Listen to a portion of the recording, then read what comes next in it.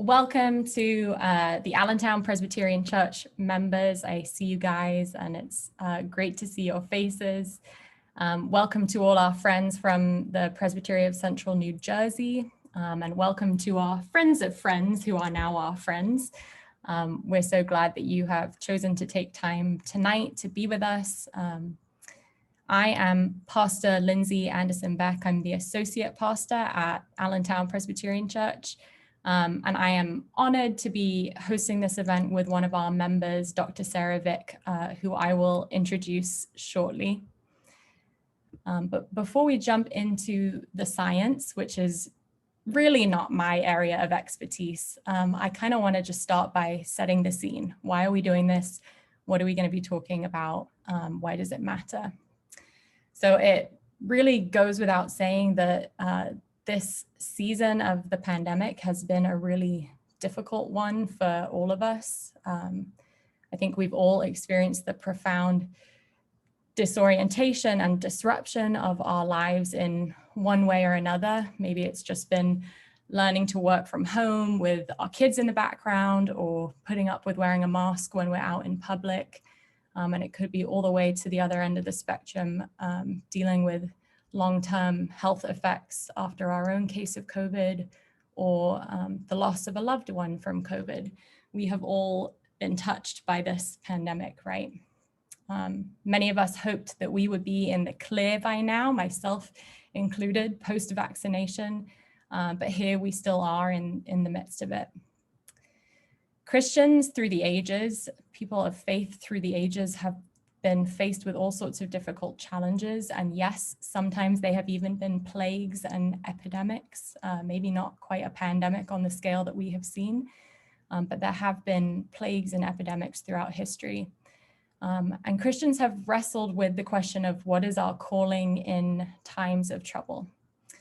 So yes, we can call upon God to help us, and we should do that. We should turn toward God in prayer. But God also actually calls upon us to be a part of the solution. So in these difficult times, Christians have had a tradition of not running away from the challenge, but running toward it and saying, what can I do about it? In 1 John chapter 3, it says, "For this is the message you have heard from the beginning, that we should love one another." It goes on to say, "How does God's love abide in anyone who has the world's goods and sees a brother or sister in need and yet refuses to help? Little children, let us love, not in word or speech, but in truth and action."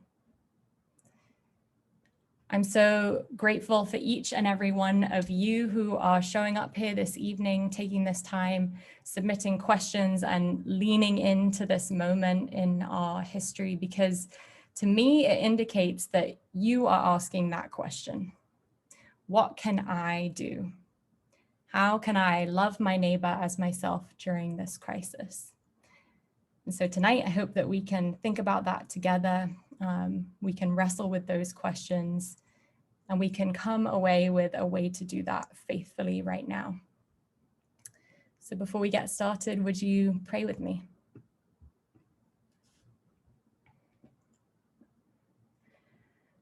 Loving God, I thank you for each and every one of these individuals who have gathered here this evening with questions, with emotions, with experiences of the past year and a half, all unique to themselves. And yet, God, we know that we are all in this together. And we know that you are calling us as Christians, as followers of Jesus, as the church, your body, to respond in this moment.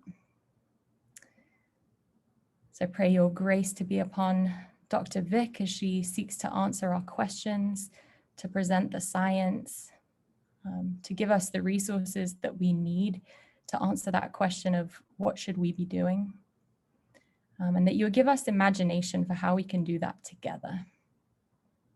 Thank you, God, for this amazing opportunity to learn from Dr. Vick and to be together to ask these important questions. We pray that your Spirit would be here with us, uniting us across the distance. In Jesus' name we pray. Amen. All right, well, I want to just intro Dr. Sarah Vick before we get started with her. Dr. Sarah Vick is a decorated family medicine physician. She's a colonel in the United States Air Force.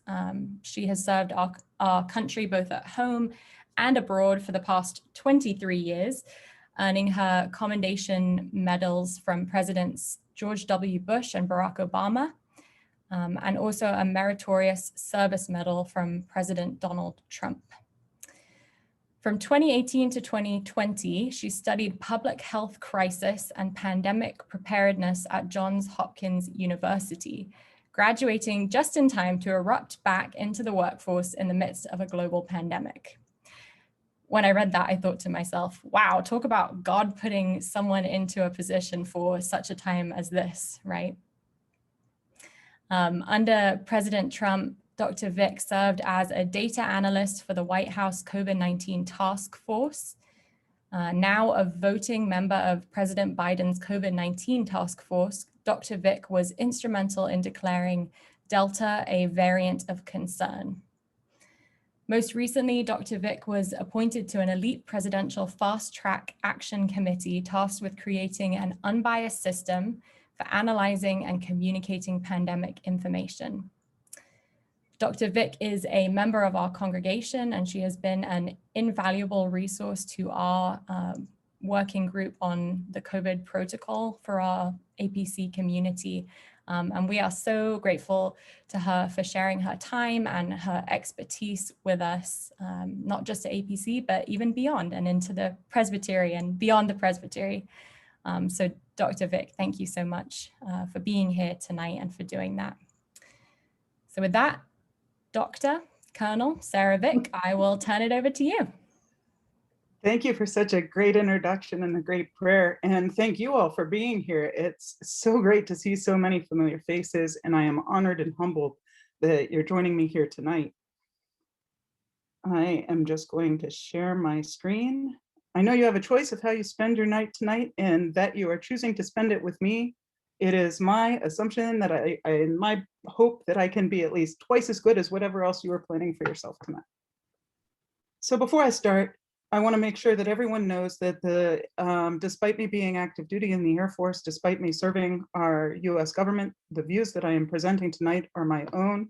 They do not represent the views of the federal government, the United States Air Force, Allentown Presbyterian Church, the Presbyterian Church at large, and I do not have any financial or non-financial relationships to disclose. I do not have any conflicts of interest to disclose.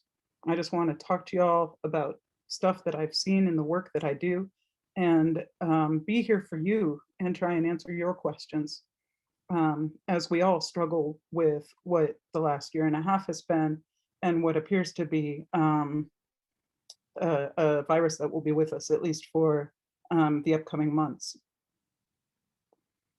A note about my data sources. So is in as many places as possible, whenever I'm quoting statistics, I have on the slide somewhere where I retrieve those statistics from and what the date of those statistics are. I have used large groups of studies known as meta-analyses, so not individual studies, but groups of studies or the professional opinions of large bodies such as the American Academy of Pediatrics or the Centers for Disease Control and Prevention. And that will be identified in the slide. As much as possible, I've tried to identify data that's been agreed upon by both government and academia, so both public and private sources. And all data in this presentation, as I mentioned, should have references at the bottom.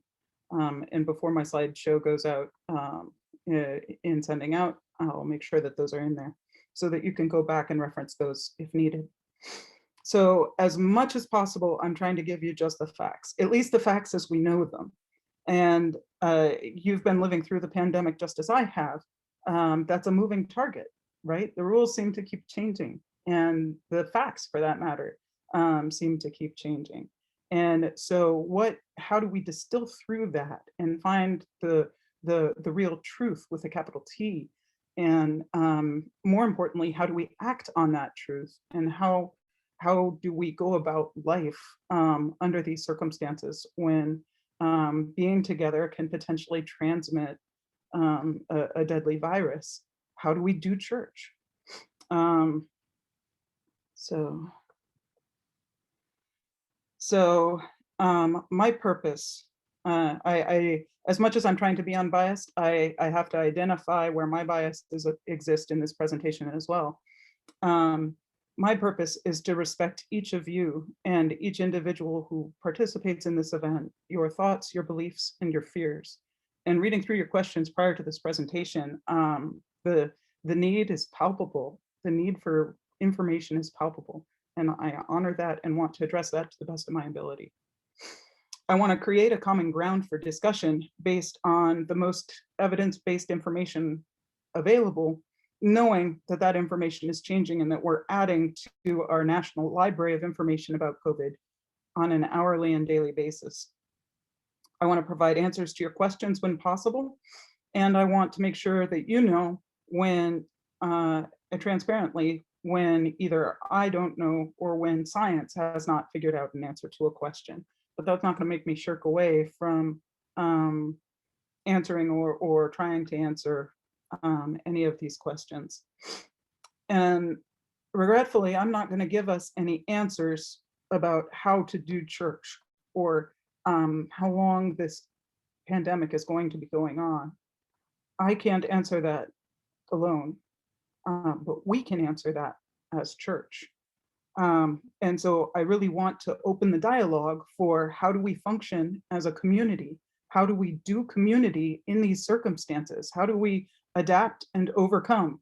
And starting today, truly starting today, how do we do church when it seems like the rules that are coming out of our state governments, our federal governments, if are different or changing or forwards and backwards? How do we have a pathway to peace during this uncertain time? How do we continue to be here for each other in real and tangible and personal ways, despite all of these challenges? And I just want to give a shout out to the Fence of Hope, Fence of Peace at Allentown Presbyterian Church, out there in our front lawn next to our parking lot. So a question I get just about every day is, okay, Dr. Vic, how bad is the COVID problem really? How bad is Delta really? Because one of the things the media isn't telling us is any kind of relativity. We all lived through December, January 2020 into 2021. We saw maps just like this one. This is incidentally today's map from COVID Act Now, one of the sources that I personally use to determine rates of infection and so forth. But, okay, so there's a bunch of red splotches. It looks really red. Red looks bad. And we had maps like this in January. So does that mean now is like January? Does that mean we're all bad and it's never getting better? Or should we all move to Minnesota, which appears to be or New Hampshire, the only two places that, seem to be, or Michigan, have the most orange. I also included in here New Jersey's statistics from today. And I just want to give you a quick primer in how to read these. So the statistics that are most bandied around, most thrown around, are these first three: the daily new cases per 100,000 population. And so in New Jersey, per 100,000 people in New Jersey, how many daily cases are happening? So in New Jersey today, for 100,000 people, there's 23.5 new infections today. And that puts us in the orange category. And you can see that where Allentown Presbyterian Church is just on the cusp of kind of like an orange-red divide. And as far as the infection rate is concerned, the next statistic on this list, that means for every one person who's infected, how many more people is that one person going to infect? So it's about 1 to 1. For every one person that's infected, another one is likely to get infected. And that's taking into account our current statewide vaccination rates and people's social behaviors. It's looking at right here, right now in New Jersey, for every one person that gets infected, how many new people are getting infected? About one more, based on our current behaviors and infection rates. The next one, the positive test rate, is all about how well are we doing with our testing strategy. And so this one is a little bit demoralizing because anything over 5% represents unchecked community spread, and that we're not testing enough to identify all the infections that are out there. But we see this in our daily lives, right? All of the big testing centers have closed down. When we're talking to our friends, I haven't heard anybody in recent memory say, I'm going to go get COVID tested before I go visit, my family for supper, my family down the road for supper. We're just not behaving that way anymore, even though we were earlier in the pandemic. And that's reflected by that positive test rate. That certainly suggests that we need to be doing a lot more testing if we want to be identifying more cases. And as you'll see throughout my presentation, one of the ways that we get off this roller coaster is to do more testing and identify cases, and take behavior measures to prevent the spread of this disease.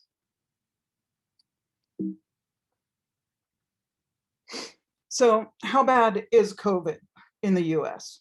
I mean, really. So India, let's take India as our example, right? India is 1.2 billion people, give or take, and the US is about 330 million people. So this is from the WHO coronavirus dashboard. And so India had been doing pretty darn well in terms of their infection rates. And throughout the pandemic. But as you recall, just a couple of months ago, they had this massive surge in cases that lasted several months. And that's where the big bolus of cases came from in India. Then as far as deaths go, same story. That big bolus of cases that happened a couple of months ago also contributed to the majority of India's death counts. So how does this compare to the United States?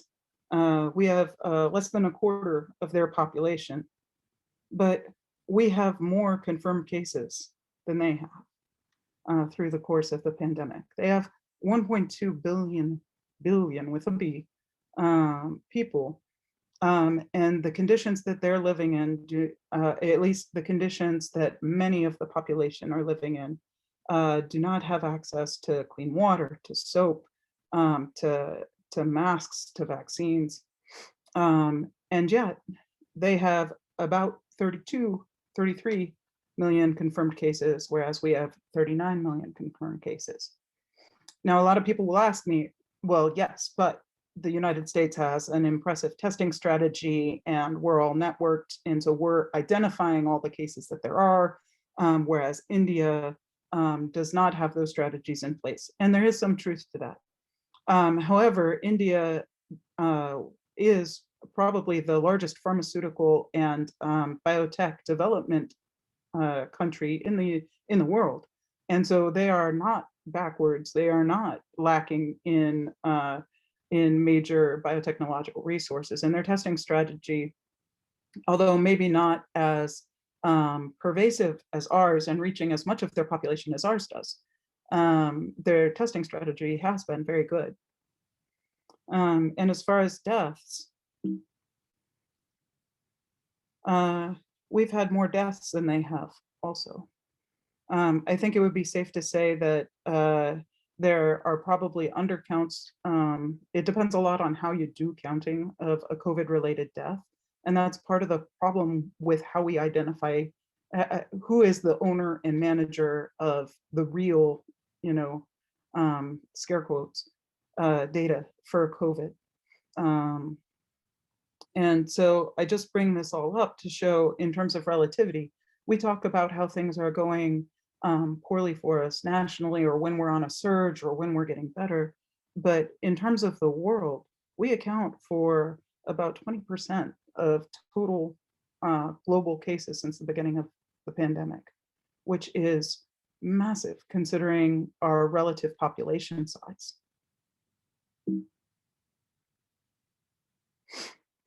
But the death count, the case count, that's not really where we're paying for this, right? The real cost of this pandemic is this national roller coaster that we find ourselves in. Uh, Businesses going out of business, people graduating in empty auditoriums. Um, the bottom left corner is Shiva being held by Zoom. Nurses and healthcare workers exhausted and running out of energy and unable um, to perform their God-given calling. Kids Zooming all of their classes. You know, none of us want to do this anymore. And so that, when one of the things that I find missing in our national discussion is, what is the real cost? This stuff is the real cost. I'll get into some dollars and cents also, and coming up in just a minute. Oh, such as nurse employment, actually. I forgot I put this in here. So COVID is really affecting the healthcare industry. And I should take a moment to say, I love what I do. I am so excited to be in a position where I am helping decision makers evaluate data sources and look for unbiased data with which to make key decisions and stand up key governmental programs that will hopefully lead our nation out of this. But I've got to say that I too have left the frontline healthcare workforce. I'm not. I am minimally seeing patients and only in the emergency room right now. And part of that was because of the exhaustion, even before the pandemic hit. Around 2018, I moved out of direct patient care, went back to Johns Hopkins so that I could move into population health, because the way that our country does healthcare is exhausting. I was going to bed every night saying, I really hope I didn't do anything that hurts anybody today. I didn't have enough time to review these charts. Oh no, I didn't call back Mr. McGillicuddy, and I know that he's sitting by the phone waiting for my phone call. And I just couldn't do medicine that way anymore. And I know that a large percentage of my peers feel the same. And that was before the pandemic. And so we are facing a healthcare shortage, a shortage of healthcare workers in this country.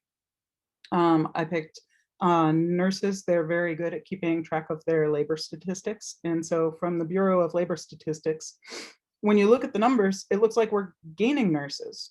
We had 2,951,000 in 2018, and now in the midst of a pandemic, May 2020, where we were up to 2,986,000.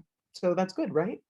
Well, yes, but we need about 200,000 new nurses annually to replace retirees. And at the time, there was a moratorium on healthcare workers leaving the force if you were working for a state or a federal agency anyway, potentially, depending on your state. So dubious claim to fame, New Jersey is number 3 behind California and Texas, facing the worst nursing shortages upcoming in the next 5 to 10 years. And so New Jersey needs approximately 85,000 nurses and is about 10,000 nurses currently, about 10,000 nurses short, which is about 12%. And so when we're looking at a relatively new metric for discussion has come up in a lot of the newspapers that I'm reading, the staffed ICU beds. You know, how many ICU beds are there versus how many staffed ICU beds are there? But what's missing in that is that nurses who used to, in an ICU, take care of one-on-one patient care, 1 to 2 patients, maybe 1 to 3 patients, are being asked to take care for 1 to 4 patients, 1 to 5 patients. ICU patients are staying in emergency rooms because there aren't enough ventilator beds available in the intensive care units or enough nurses to staff those beds. And so a hidden cost of this whole pandemic is the effect on our entire healthcare system.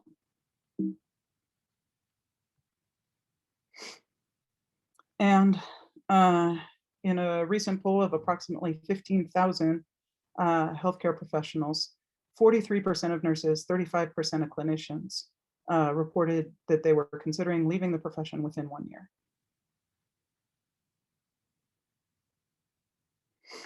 So financial cost, I promise the numbers are, we're going to breeze straight through this, but I did want you to see how much money does this cost in dollars. The average cost of a COVID hospital stay, if you survive, no ICU care, that's about $19,000. A couple of days, $19,000. The average cost of a COVID hospital stay, if the person ends up deceased, is more like $32,000 because of the level of critical care that's needed at end of life. And the average cost of a COVID hospital stay, if you survive, and it involves the ICU, these are really conservative estimates. I saw it anywhere up to $200,000 as an average. And individual stays, if they're longer, can be much more. And a couple quick numbers about ICU. So we have about 1 million staffed hospital beds nationwide, and about 55,000 or 5.5% of those are ICU beds. So on September 7th, 2021, so yesterday, about 25,000 of our 55,000 ICU beds nationally were filled with COVID patients. About 41% of ICU patients are under age 60 and 19% under age 30. And that's one of the biggest misunderstandings that a lot of people have. Was that true with the original COVID variant? No, it wasn't. The original COVID variant preyed upon the elderly, those with pre-existing conditions. But Delta doesn't work that way. We got to start thinking of Delta as a completely different disease because it has all new rules, all different transmission rates, all different statistics associated with it, and it preys upon much younger people. And then 2.5% of hospitalizations under age 12. That was unheard of. Child hospitalization with original COVID was unheard of. But right now we have about 1,900 children hospitalized. So I already started kind of walking us through this comparison of original COVID versus Delta COVID. So I showed you New Jersey's 1-to-1 infection rate. Depending on who you ask and how you count, original COVID was about 1 to 1.7 infection rate in the unvaccinated. And once people started becoming vaccinated, original COVID had largely disappeared. So for the few cases of original COVID that still existed at the time that the vaccines were rolled out, at least to the larger population, there were virtually no reported vaccinated original COVID infections. But you can't say that was because of the vaccine only. It's largely because the UK variant had already come upon the scene and was replacing or had largely replaced original COVID strain by that point. So the vaccines in original COVID stopped virtually all symptoms. We didn't hear about breakthrough infections associated with original COVID, nor were there any in the clinical trials, or minimally so. The spread of original COVID was primarily by droplets. And normally people didn't get any complications unless they had a weakened immune system, pre-existing conditions, and as I already mentioned, virtually no child infections. So Delta is really a completely different disease. In the unvaccinated population, one person is likely to transmit to at least 5 more people. And that's not just in this country, but also confirmed in the UK, which reports more like a 1 to 6, 1 to 7 rate, also in India, which reported a 1-to-8 rate in the unvaccinated. So Delta is, when we say it's much more transmissible, it is much more transmissible because those 5 or 7 or 8 people aren't the end of the chain. Each of them goes out and it affects another 5 or 7 or 8 people. Now, contrast that with the vaccinated population. Every one vaccinated person, we've only just discovered recently, within the last couple of months, that vaccinated folks can transmit Delta. And you've probably heard a lot about that in the news. But is it at the same rate? No, definitely not. We don't have good numbers on this yet because we're only just starting to study it. But it appears to be, at least right now, about 1 case of Delta COVID in a vaccinated individual will transmit to about half another person. So it'll take 2 infected people to pass or transmit COVID to 1 additional person in the chain of transmission. And we know now that for Delta anyway, vaccines don't stop virtually all symptoms. Vaccines do stop death and hospitalization, though, to a large degree. And I have some more statistics about that. We know that Delta is primarily spread by aerosols, or largely spread by aerosols, and that affects our social distance rules as well. Although the CDC has not changed its guidance about 6-foot distancing with aerosol spread, that distance it can be much larger and probably should be much larger. We're seeing complications in healthy people, as I mentioned, in hospitalizations and ICU stays. And for the week ending September 2nd, multiple child cases. And the good news, though, is that only about 0.02% of all child cases results in death. But it's not virtually none, as I said, for original COVID. And so what do these things represent? The aerosol spread, the complications in healthy people, the infections in children, what does that mean? What that means is the virus is learning from us just as we are learning from it. The virus is responding to our attempts to eradicate it, and we are training it to be more wily, to evade our treatment plans.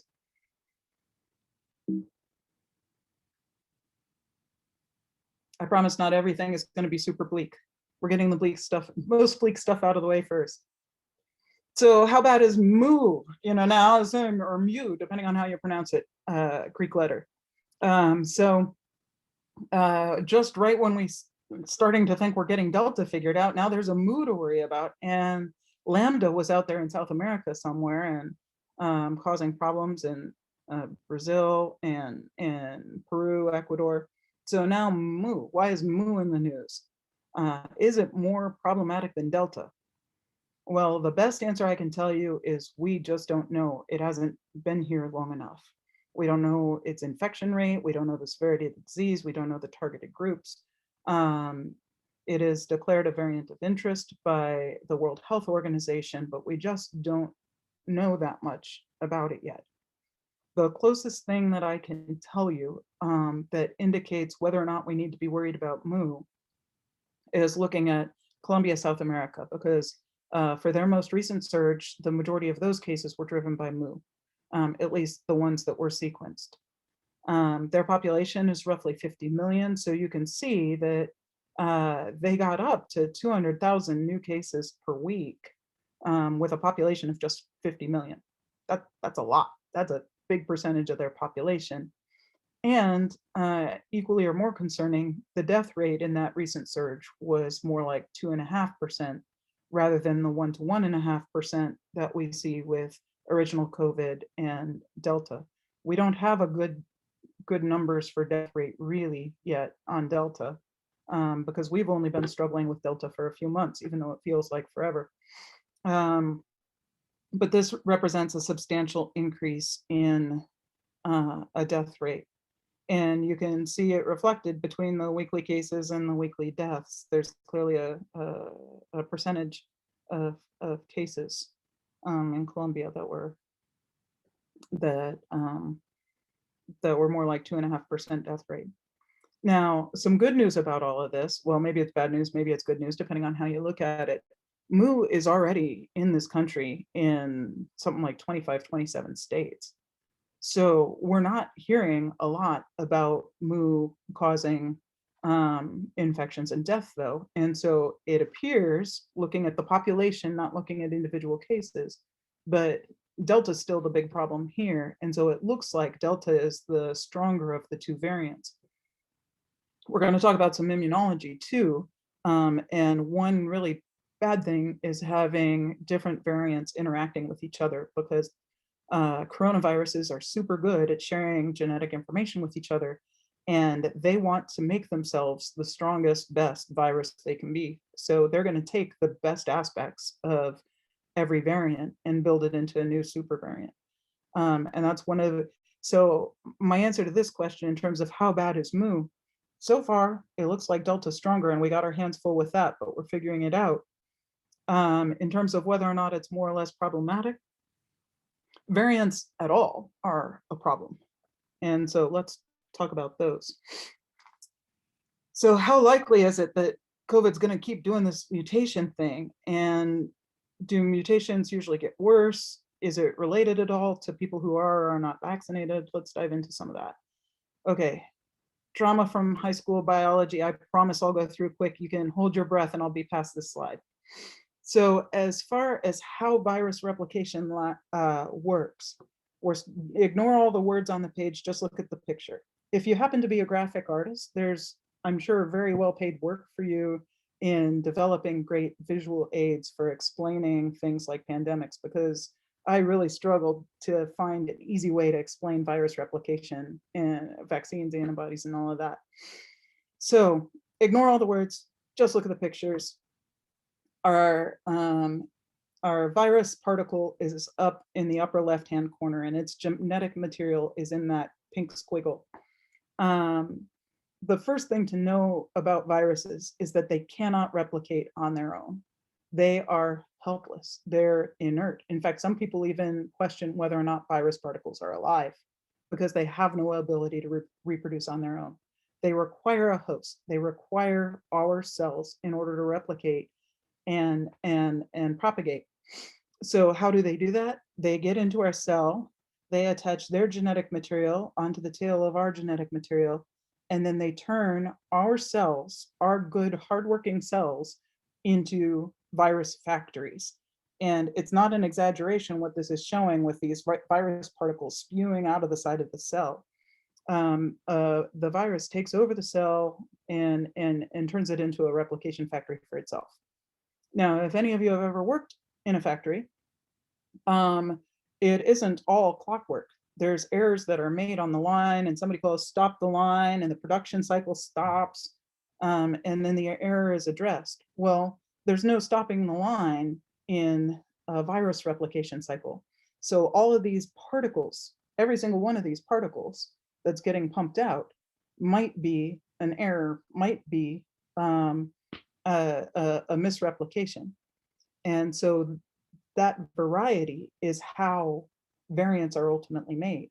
It's a mistake in the genetic copying, but because so many genetic copies are being made, every one of these particles has a chance to make a stronger virus. And so very, very, very few do, but because there's so many being made, some of those end up being successful. The vast majority are not, but some of them end up being successful. And like I already said, when this virus particle is able to encounter with that virus particle, and each of them has a different, slightly different change or mutation, they're going to be able to combine and select the best best reproductive scenario for themselves. So it really is a matter of survival of the fittest. It's our immune system versus these mutations. our immune systems are constantly adapting, and we are giving our immune systems boosts and extra tools for how to cope with this, through vaccinations and through treatments, and through things like monoclonal antibody treatments. But it's not a one-way conversation. As I've already indicated, the virus is doing the same thing. The virus is learning from us just as we are learning from it. And so, yeah, we're going to keep making these variants as long as we continue to behave the same way. So what's the relationship between variants and the vaccinated population? Well, as I just indicated, every new host causes viral variation. My cell machinery is different than Pastor Lindsay's. And so if both of us get infected, the virus is learning different things from using me as a host than using Pastor Lindsay as a host. And every new host then causes viral variation, and the vast majority of those are harmless. Some variations, though, cause huge problem, and those are the ones that we start identifying as variants of interest and variants of concern. Right now, we're tracking about 2,000 variants in the United States. Only a handful of those are variants of interest, and only 4 of those are variants of concern.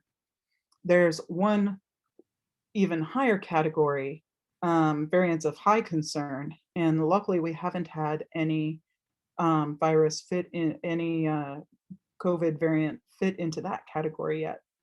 But what would get into that category is if there is a big increase in fatality rate or a big increase in ability to evade vaccine.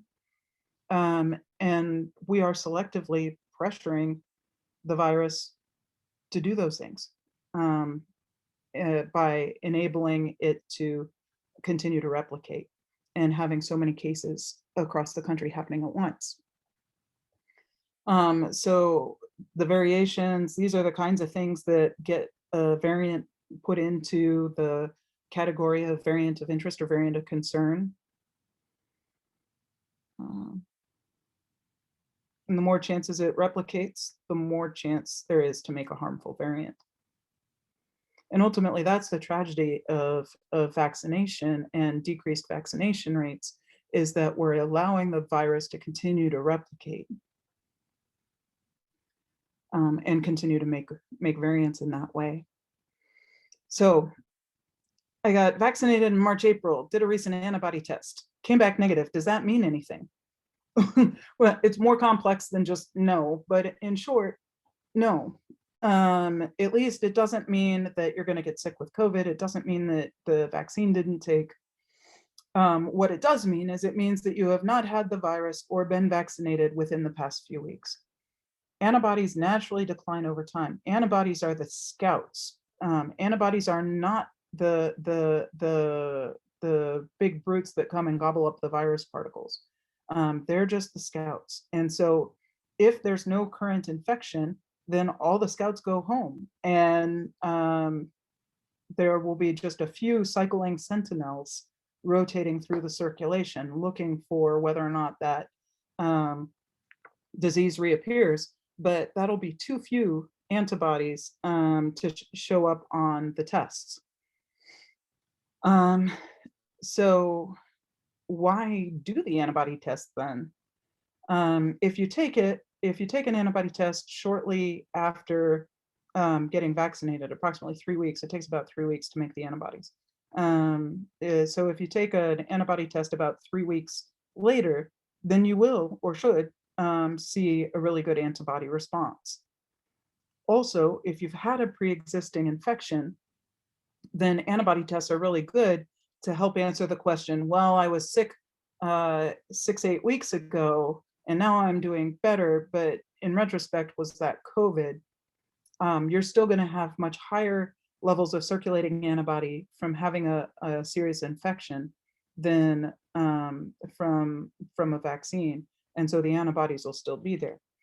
A downside of just going with getting infected with COVID as your prevention strategy, though, yes, you may have more antibodies from the beginning, but those antibodies are much better tailored to whatever variant you were infected with.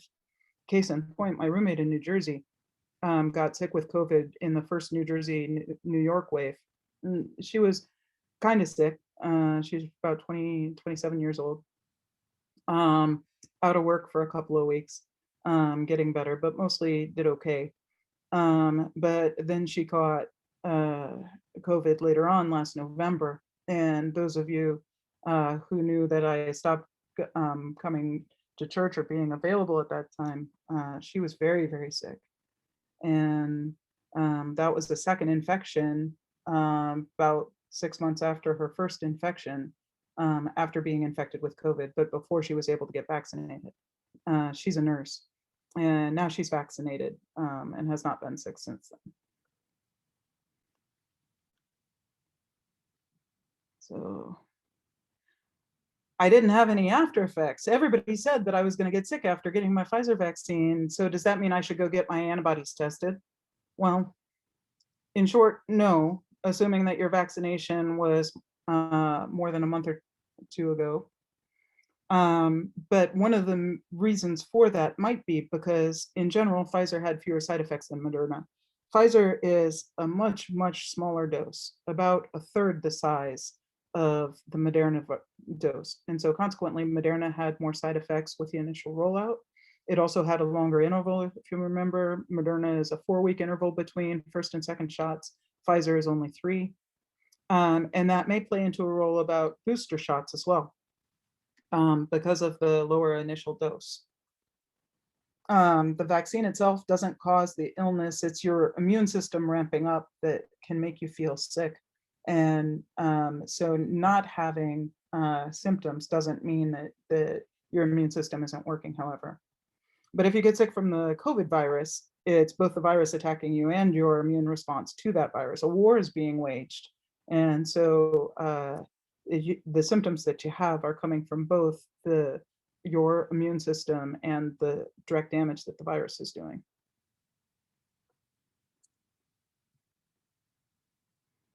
So I need to move. So recent data out of Rutgers indicates that those infected with COVID who have significant symptoms have a higher level of antibodies than those who have mild or no symptoms. Does this apply to those who have more side effects from the vaccine? And for example, if I had a strong reaction to the vaccine, then am I going to have more antibodies and thus more immunity? So do strong side effects from vaccine relate directly to antibody levels? That is mostly true. If you have a strong reaction, that's your immune system ramping up and preparing for this war. So in general, that means that you're going to probably have higher antibody levels. But if you have no side effects, does that mean no antibodies? No, that's not true. Are you able to have strong symptoms and no antibodies? No, if you have strong symptoms, then it means you're making antibodies for the most part, unless you have a genetic disease or autoimmune disease of some sort. So do I have more antibodies than the next guy if I have strong symptoms and he has weak symptoms? We don't know the answer to that at this point. But can the guy with no side effects have more antibodies than me? Potentially, because they wear off at different rates. They decline in our bodies at different rates. So can't answer that one either, in terms of ultimately who has more antibodies. So what are your thoughts about breakthrough cases then? Antibody immunity from COVID and the booster shot. How effective do you believe it will be and for how long? And Pastor Lindsay, can I ask for a time check? I don't actually have a clock in here. Yeah, it's 7:56. So we have about 34 more minutes. Oh, wow. I'm going to have to speed up. Thank you. Yeah. And I just put in the chat, but if people have follow-up questions to anything Dr. Vic is sharing, feel free to chat me. Yep, by all means. So the first question is, what are my thoughts on breakthrough cases? So first we got to figure out, what does breakthrough case mean? Because we don't have an agreed upon national definition at this point. So when I say breakthrough infection, I'm talking about somebody who's been immunized with their last dose more than 2 weeks ago. they've been exposed to COVID, they have a PCR positive test, and not antibodies, but PCR, and they're having symptoms themselves. But most of the lay public is defining a breakthrough case as a COVID positive test, a COVID positive PCR test, with or without symptoms. So are there symptomatic cases in vaccinated persons? As we just discussed before, yes, Delta does enable or does have about 20% of vaccinated who test positive have mild symptoms. But at the same time, fewer people who are vaccinated are needing to go in and get tests. As we talked about it originally, our national strategy for testing has changed, and the number of people seeking tests has changed so that it's largely now just people who are feeling sick or who have had a high risk exposure. So 90% of vaccinated people aren't seeking tests anymore. Have there been hospitalizations in COVID people, or sorry, in vaccinated people? Yes, there have. About 6,600 total COVID hospitalizations, but that's out of 163 million fully vaccinated people. And less than 2,000 fully vaccinated people have died, which equates to less than 0.0001%. Contrast that with the rate that I was telling you before, which is approximately 1.5% of unvaccinated people with COVID die. And this is the hidden statistic that nobody is talking about, or we're just starting to have the national conversation around. Approximately 1 in 3 unvaccinated people who get COVID end up getting long COVID. And that's in symptomatic infections. But there have been few and or no cases of vaccinated people getting long COVID. A couple of case reports in the literature so far.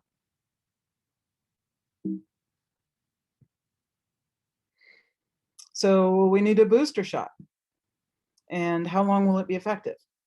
So these vaccines were originally designed actually to probably need a booster shot. It takes a while to train an immune system to identify and kill virus. So you've got to expose it the first time. And then, like I said, when we were talking about immunology, those sentinels, those soldiers, those scouts go down to just a couple, a few watching for the disease to come back. And so then you need to expose it again, which is the second dose. And still, the body a lot of times says, okay, well, so I've seen that illness twice, but it probably looked a little bit different those 2 times, as we've already discussed. And so whether or not the antibodies, enough antibodies stay around to identify futures, and whether or not the antibodies that are made are able to detect the new changed variant. Those are things that we're still trying to figure out what all those different relationships are. So in general, for rapidly mutating viruses such as COVID, there needs to be several exposures with boosters to learn about the virus. And the exposures need to be spaced at different distances. So the second dose is usually a month-ish after the first, depending on the vaccine. And then the next exposure needs to be 6 to 8 months, maybe. We're still trying to figure out what that interval is. One of the questions was, how long should I wait before getting a booster shot?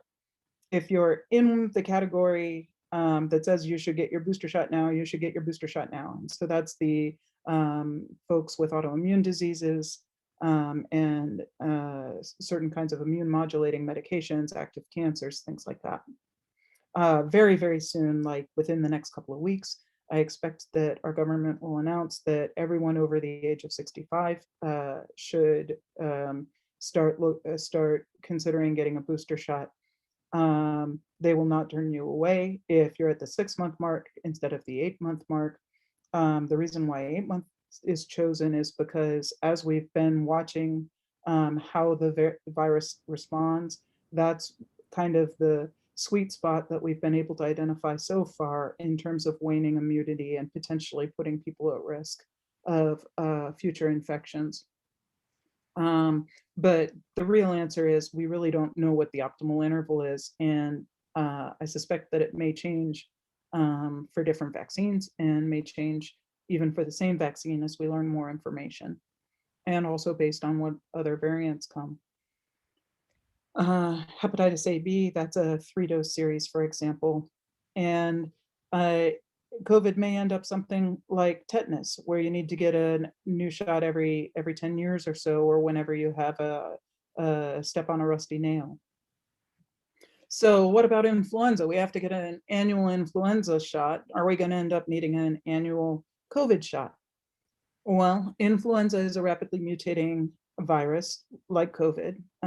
They're both really, they both have good skill at mutating and creating variants and sharing information between different virus particles. So it remains to be seen whether or not we'll need an annual shot, though. We are right on the cusp of uh, at any, well, I'll bring that up in just a minute. Hang on. Dr. Vic, Yeah. if we can just go back to the previous slide, we had a question just asking for you to define long COVID. Oh, yeah, I'm sorry. Long COVID. Okay, so formal definition is COVID symptoms lasting longer than 4 weeks. But there's a substantial constellation of symptoms that's still being defined, that the primary symptoms associated with it are things like brain fog, extreme fatigue, confusion, and we have figured out that long COVID symptoms seem to be related to clotting disorders or increased clotting capability. And so little tiny microclots that get into the brain. So clots cause strokes. That's if it's a big clot, but we're talking little tiny clots that affect these different regions of the brain to make these symptoms. That's the current hypothesis. There's ongoing, long COVID has only just kind of started going into the mainstream investigation, scientific investigations. And that's unfortunately largely because in the very beginning, we had, first of all, fewer cases at the very beginning. But second of all, it mimicked autoimmune type diseases, very similar to things like fibromyalgia or chronic fatigue syndrome. And the medical community, some parts of the medical community are just mistrustful of those particular diseases or struggle with how to treat patients with illnesses like chronic fatigue syndrome or fibromyalgia. And because long COVID was presenting similar to that, it maybe didn't get the attention that it deserved until much more recently. We're now recognizing that it's a serious problem, potentially with very long-term consequences, even questions of whether or not it leads to things like early Alzheimer's-like syndrome or early Parkinsonian type syndrome. And that's just because of how we've really only known this virus for 1.5 years, going on 2 years. And it's because we're only just now starting to see the effects of those earlier infections. Thank you. Yeah, absolutely. Let's talk about how you make a vaccine. And does the Pfizer approval cover all of their different COVID products? And what about Johnson & Johnson and Moderna? Pfizer's getting all the press, and are they going to be coming out? And why is it taking so long? So first, I want to also address, or in combination with all these questions, I want to answer also or speak to the rapid development, or at least what the news has painted as a rapid development of a vaccine. And it's true that the process took just under a year, and normal vaccine development takes more like 10 years. but I can assure you that none of the steps were skipped. I was working at the National Institute of Allergy and Infectious Disease at the time that we were deciding what were the right criteria to apply to vaccines in order to consider them safe. And I can tell you that all due diligence was taken in light of the severity of the disease and the newness of the vaccination products. So these first two stages, research and discovery and preclinical development, all of that happened before COVID even came out, before we were ever introduced to COVID. The messenger RNA vaccines are developed based on characteristics that are in common with other coronaviruses. So coronaviruses have these spike proteins that you may hear about a lot. And so the research and discovery and preclinical development for how to deal with coronaviruses and the spike proteins, that development was already well underway. A few years ago, Middle Eastern respiratory syndrome, or MERS virus, occurred in the Middle East. And that is a coronavirus. That's a much, much, much more highly fatal. About 35% of all patients who acquire MERS die. And some of the characteristics of MERS are applicable to coronavirus. And so that's one of the things that I can tell you keeps me up at night. MERS has not been eradicated. Original SARS, for the most part, has. And that was much more deadly as well. But MERS has not been eradicated. In fact, there's active cases in the Middle East right now. And so I worry, is COVID going to be able to learn the things that MERS is already able to do to dramatically increase its fatality rate? I'm not sure. But I can tell you with regards to vaccine development, we as a country were very concerned about MERS and have been investigating coronaviruses and coronavirus vaccines and messenger RNA vaccines because we were worried about a future coronavirus pandemic of something like MERS or a different coronavirus. So really, we're already starting halfway down the timeline when COVID emerges. Phase 1 trials are in animals, phase 2 trials are in limited human populations, and phase 3 trials are in much larger human populations. And each one of those phases was conducted. That was what the 10 months really was to make sure that each one of those phases was given due diligence before advancing to the next stage.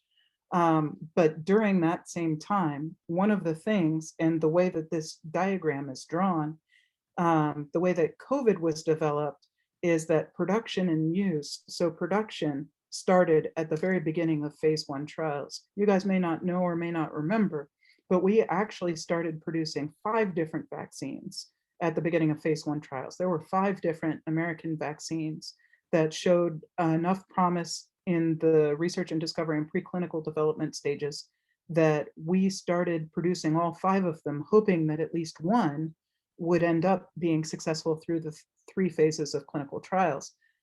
So we have 2 different vaccines that never made it all the way to the end of phase 3 trials. And so the biggest shortcut, if you want to call it that, was that we took the financial investment to start producing at the very beginning of phase 1 trial, not knowing if the vaccines were going to end up being successful or not.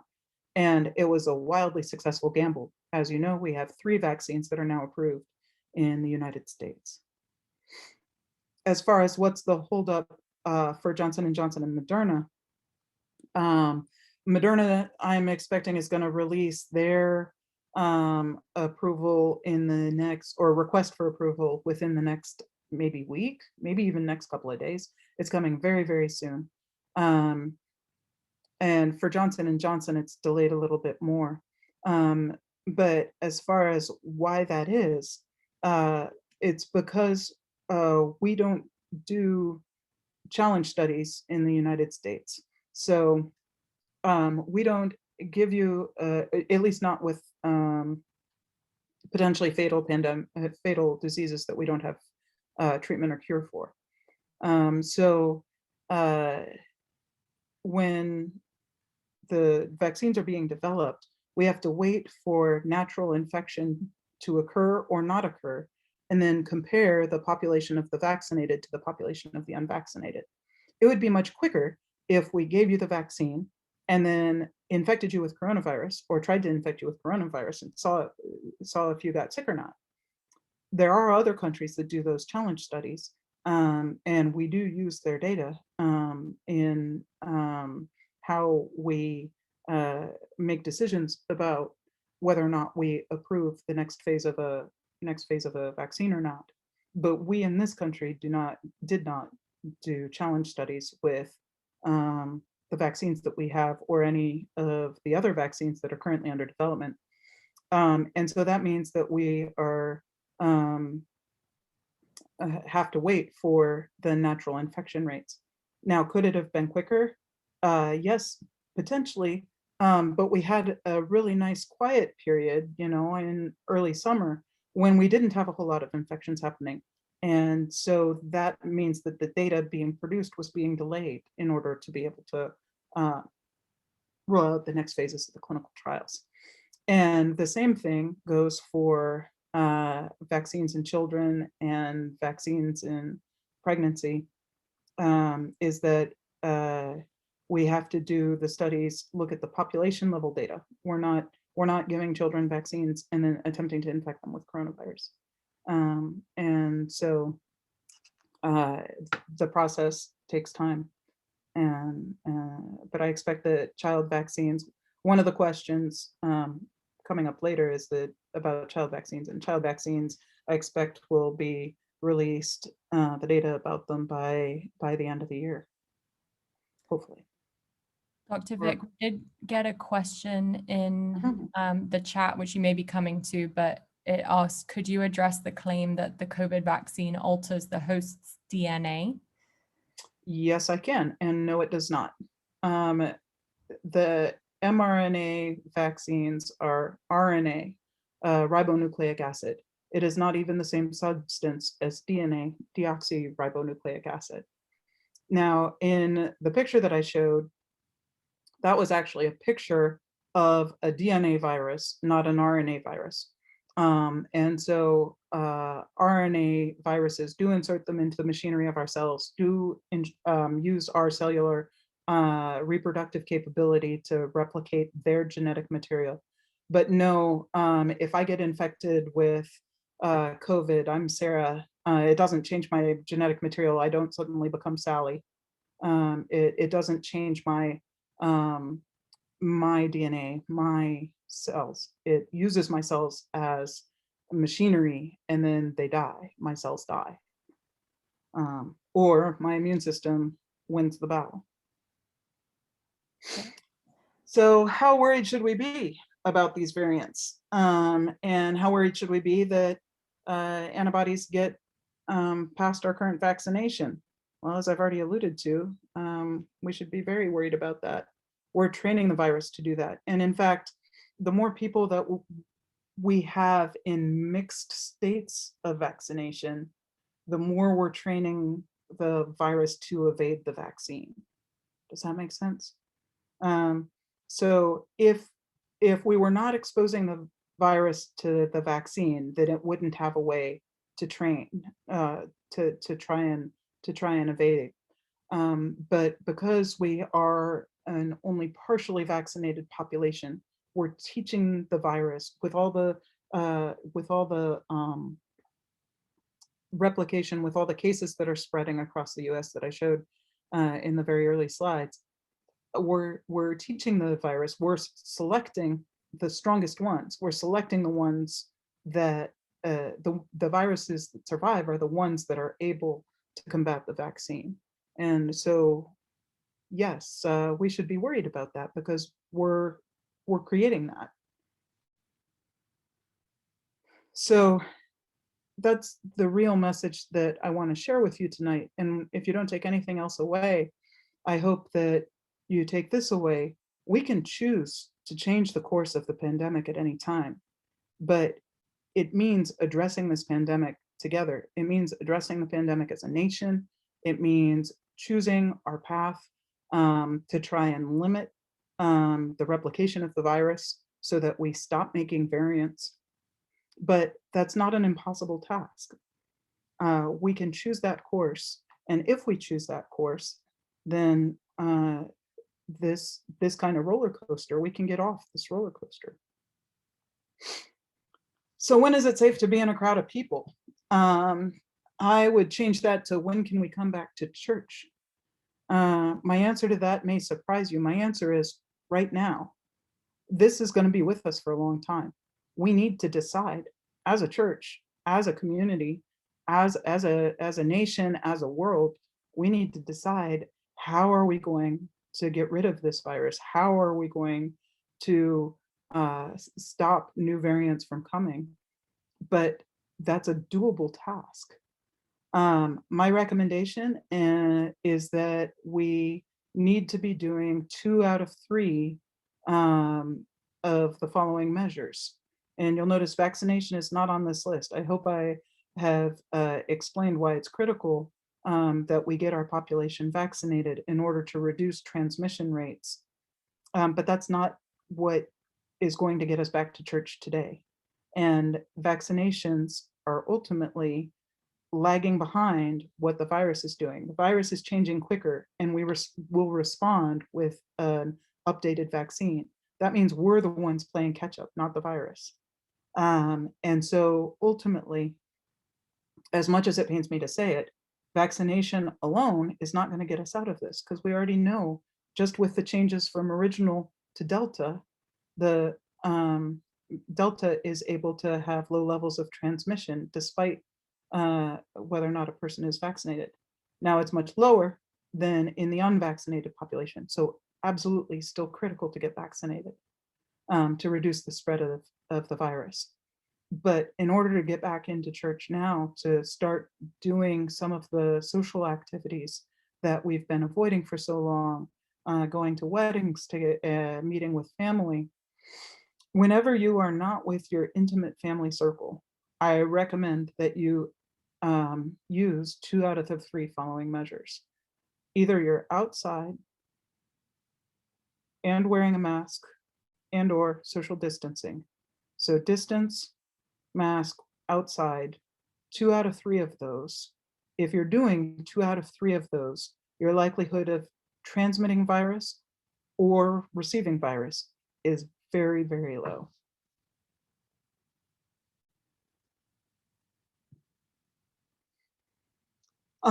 So I'll admit that I was not familiar with Dr. Christina Park's testimony from Michigan until I watched this little clip, but I'm really glad that someone brought this up. So this is a clip, and I have the link down in the bottom left corner. So does the vaccine prevent COVID transmission? Well, it might have with original, we don't quite know, but does it fully prevent COVID transmission with Delta? No, it doesn't. Like I said, it's about a 1 to, at least we think right now, it's about a one infected person transmits to about half another person. So her point was, if the vaccine doesn't prevent transmission, if 100% of the population gets vaccinated, will COVID end? Well, it's really hard to say. Maybe, maybe not. And then she pivoted and said, well, so should states be implementing vaccine mandates? And her stance was no, they shouldn't. If vaccine doesn't prevent COVID transmission, then why are we recommending vaccine mandates? But hopefully I've helped you see that the picture is much more complex than that. If 100% of the population gets vaccinated, will COVID hospitalizations and deaths end? So all those statistics about healthcare shortages and finances. Well, if we manage to get 100% of the population vaccinated all at once, the virus is going to have nowhere else to transmit. Even now, one person is transmitting, if everybody was vaccinated, one person is transmitting to half another person. So is a little bit more transmission going to occur? A little bit more will, but then it'll get smaller and smaller and smaller. And there's going to be nowhere else for the virus to go. There's going to be fewer and fewer replications. there's going to be fewer and fewer variants, and we can potentially end the hospitalizations and deaths. And if 100% of the population gets vaccinated, does that mean that the COVID roller coaster can end? Yes, it can. Yes, it can. At least if we do it in this world that we know right now of Delta, of the original variant, of potentially Mu is still a wild card, and so is Lambda, but at least what we know about them so far, can we still end this roller coaster? Yes, we can. It's in our power to do it anytime, actually. Dr. Vic, we have about 10 minutes left, just so you know. Okay, I've got about 4 more slides, if I remember it. Okay, great. And then I had 2 or 3 other questions that got submitted in the chat, so we'll try and get to those as well. Great. So adverse vaccine reactions and the deaths from VAERS. So the first thing I want you to know is that VAERS is a request for an event investigation, and it pains me when I see that VAERS cases being entered being synonymous with a proven case. It's not. The whole purpose of VAERS is to be a request for investigation, and our government wanted to make sure that all information about vaccine and potential vaccine complications was known. And so FDA requires that any death after a COVID-19 vaccine needs to be entered into VAERS, even if there's no clear connection. And I had to actually take training in COVID-19 vaccines and reporting deaths and adverse vaccine reactions into VAERS, because our government was so dedicated to making sure that we were monitoring for adverse reactions of any kind. So that means that if you get a COVID shot and you're driving away from the vaccine center and get in a car accident, that could potentially be a vaccine related death. There's no clear connection, but how do we know that you weren't anaphylaxing at the wheel that caused the death, caused the car accident that led to your demise? So any kind of event like that, at the time that the event is known, it gets entered into VAERS. Now, after autopsy, after investigation, maybe it's going to be proven to be related or not related. But as of today, only 6,500 death cases have been entered to request for investigation. And I tried to track down how many of those were verified. And I was unable to find that in either VAERS or other sources that I have at my disposal. But 6,500 out of 35 million, or sorry, 150 million vaccinations.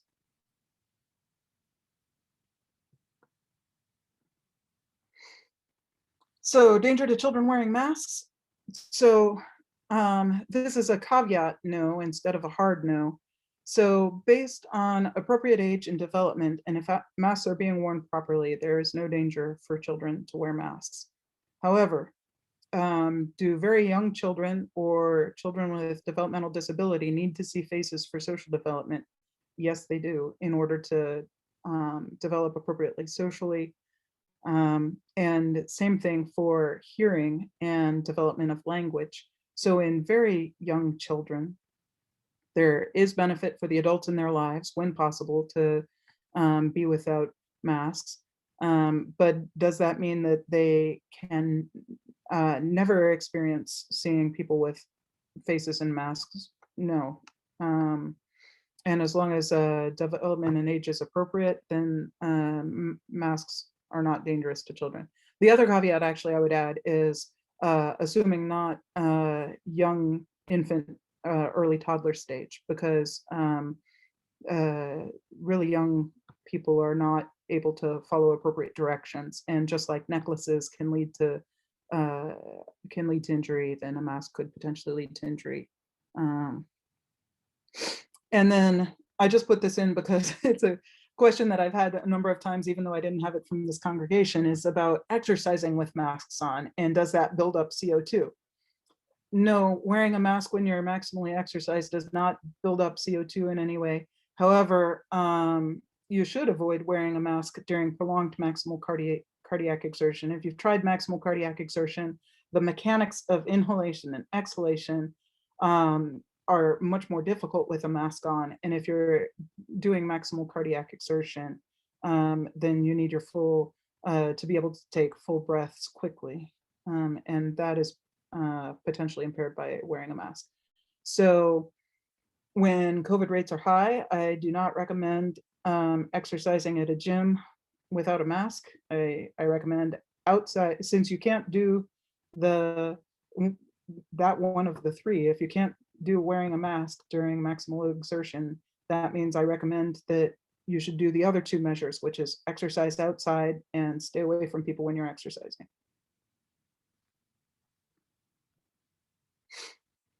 And then, do I believe that masks are effective considering the hoppy style mask being used or placing them under your nose?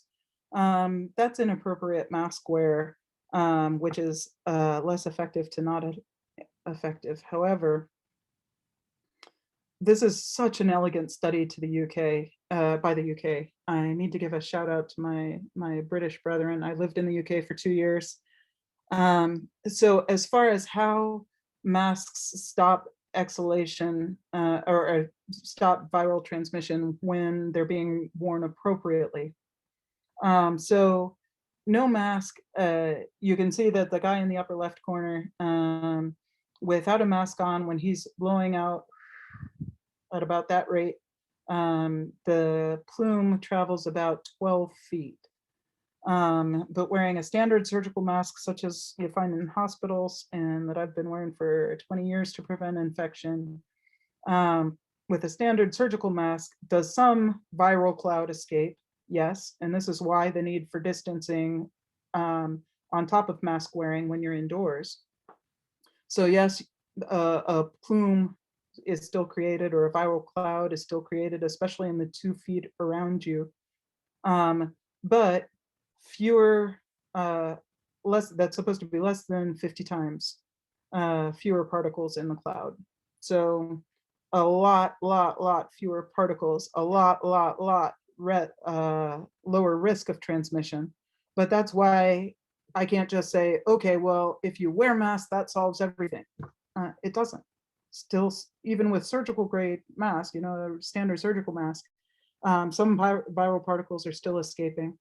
Ways that you can reduce the amount of spread are to make sure that your mask fits well, especially over the bridge of the nose. And you can see that her mask is slightly gapped around her cheeks and around the bottom of her chin. So checking those areas for proper or tighter mask seal will protect both you and others.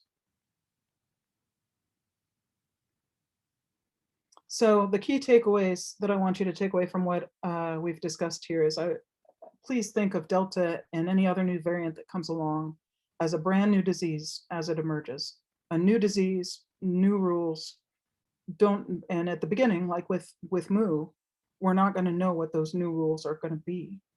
So how do we deal with that? If we're going to constantly be getting new variants and not know what the rules are, how can we possibly do church under those circumstances? Well, it means not confronting COVID as an individual. It means we have to confront COVID as a community. But as I mentioned before, it's within our power to end this national roller coaster at any time if we choose to do that. And how do we do that? How do we get communities on board with decreasing transmission? Well, churches need to be empowered to find ways to do church, and to be empowered to use their voices to recognize and respect the dangers of COVID, but do church, whatever that looks like for your congregation, while keeping people safe. And with that, I am going to leave you with a graphic about risky activities. As you can see, I'm going to start from the far right side. Short of going into a hospital with known COVID cases present and no mask on, The most risky social activity you can do is go to a nightclub or potentially an indoor sports stadium where lots of shouting is happening in close quarters. But just short of being in a nightclub, you see the bottom right corner, there's church. It's one of the riskiest things that we can do if we don't take additional measures to protect folks. So I'll leave this slide up. Pastor Lindsay, what other questions do I have time for? And if I didn't get to your specific question, I deeply apologize, and I'll answer. I want to have this dialogue. I want to answer your questions, and I'll take the time and write out any answers to whatever questions still come, or the ones that I haven't gotten to yet. Thank you, Dr. Vick. So Dr. Vick, we got a question when we were talking about the vaccines and particularly about the booster shots. And that one of the questions was, must the booster be the same as the original vaccine that you received? So far, yes, although we don't really know the answer to that yet. We do know that if you boost the same as your original vaccine, at least with Pfizer and Moderna, that re-stimulates your antibody pool and creates a more robust response. The trials are currently underway to be able to figure out if you can cross back and forth between Moderna and Pfizer.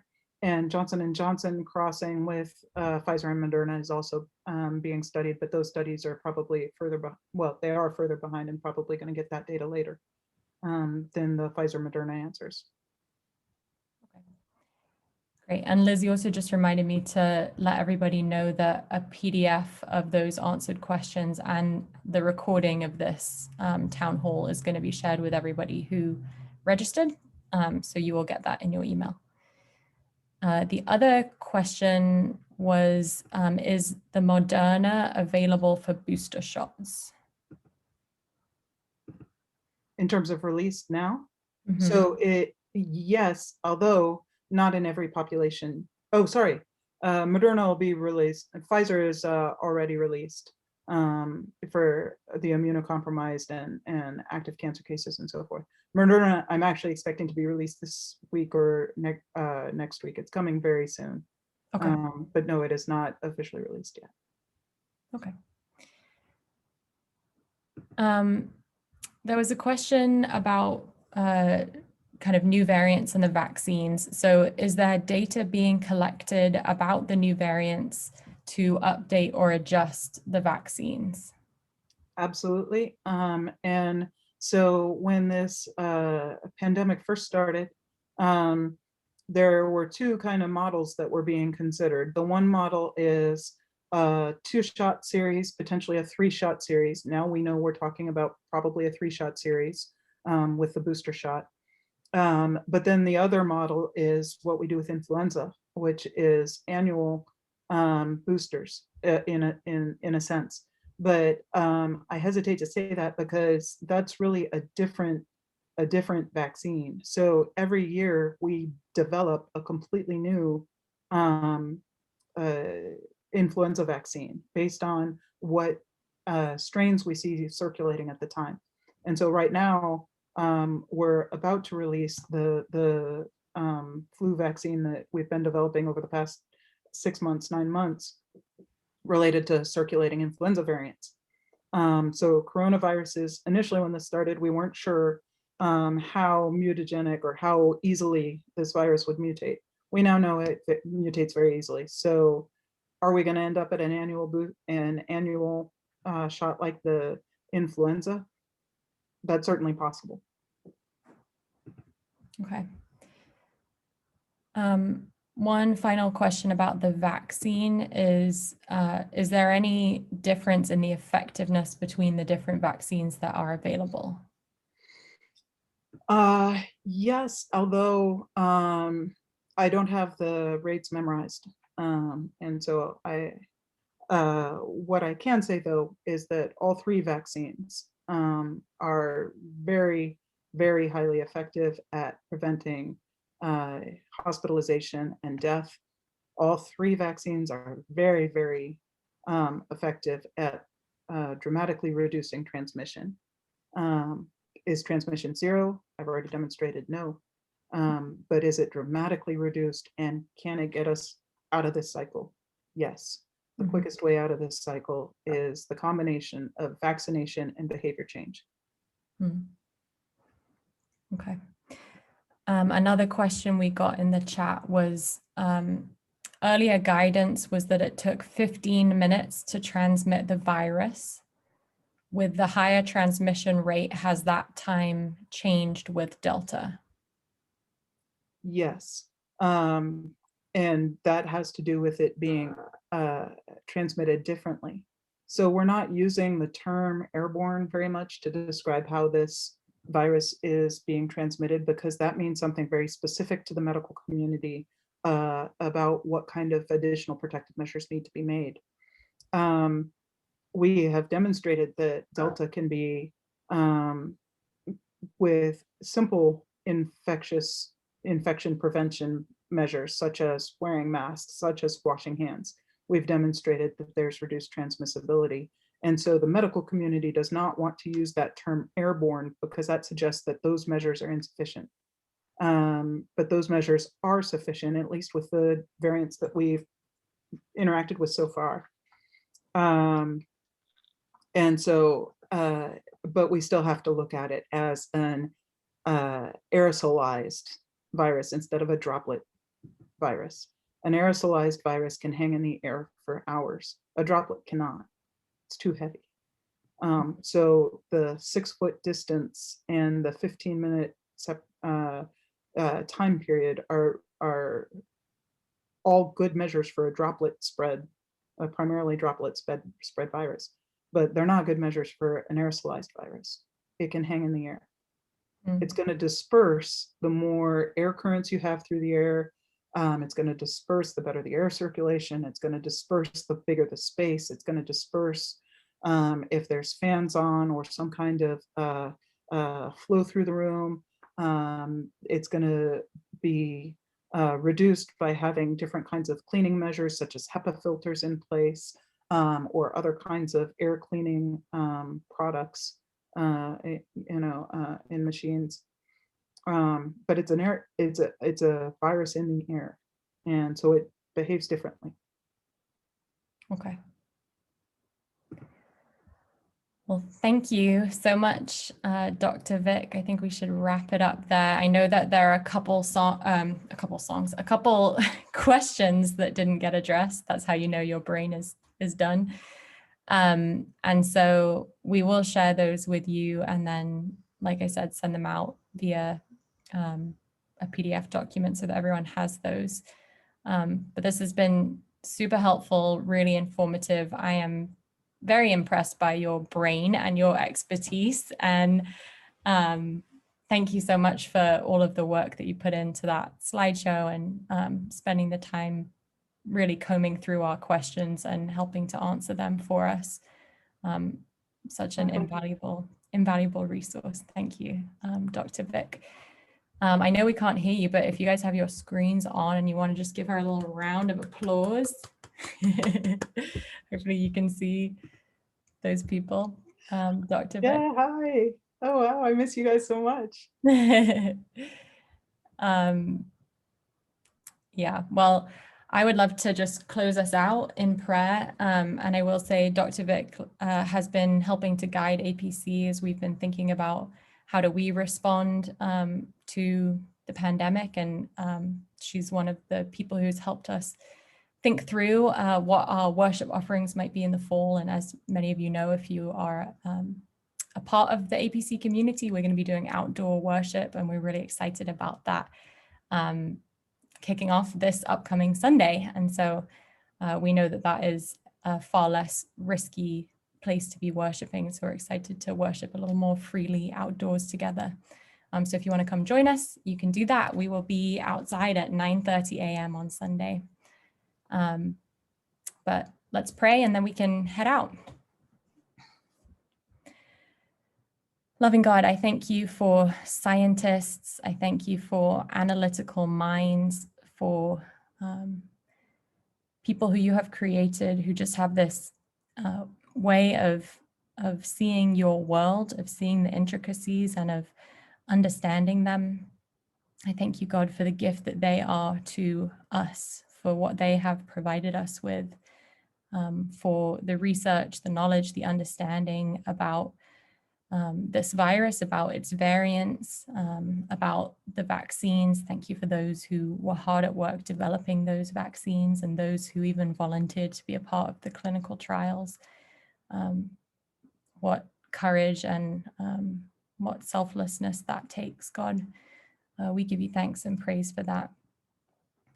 God, I pray that as we head out from here with all this information percolating in our minds, that you would help to just bring some clarity, God, to this roller coaster ride that we've been on, that you would be leading us and guiding us, taking us by the hand, showing us how we can be critical voices in our communities, for helping to find ways that we can gather and be together as the body of Christ, as your beloved children. But we can also do that in a way that's safe and protects one another. Thank you, God, for your presence with us this evening. I pray you would go with us as we now head back to the rest of our lives, the rest of this evening. We pray all these things in the name of Jesus Christ. Amen. Thank you so much, everyone. Good to see you. Thanks, Dr. Vic. Bye.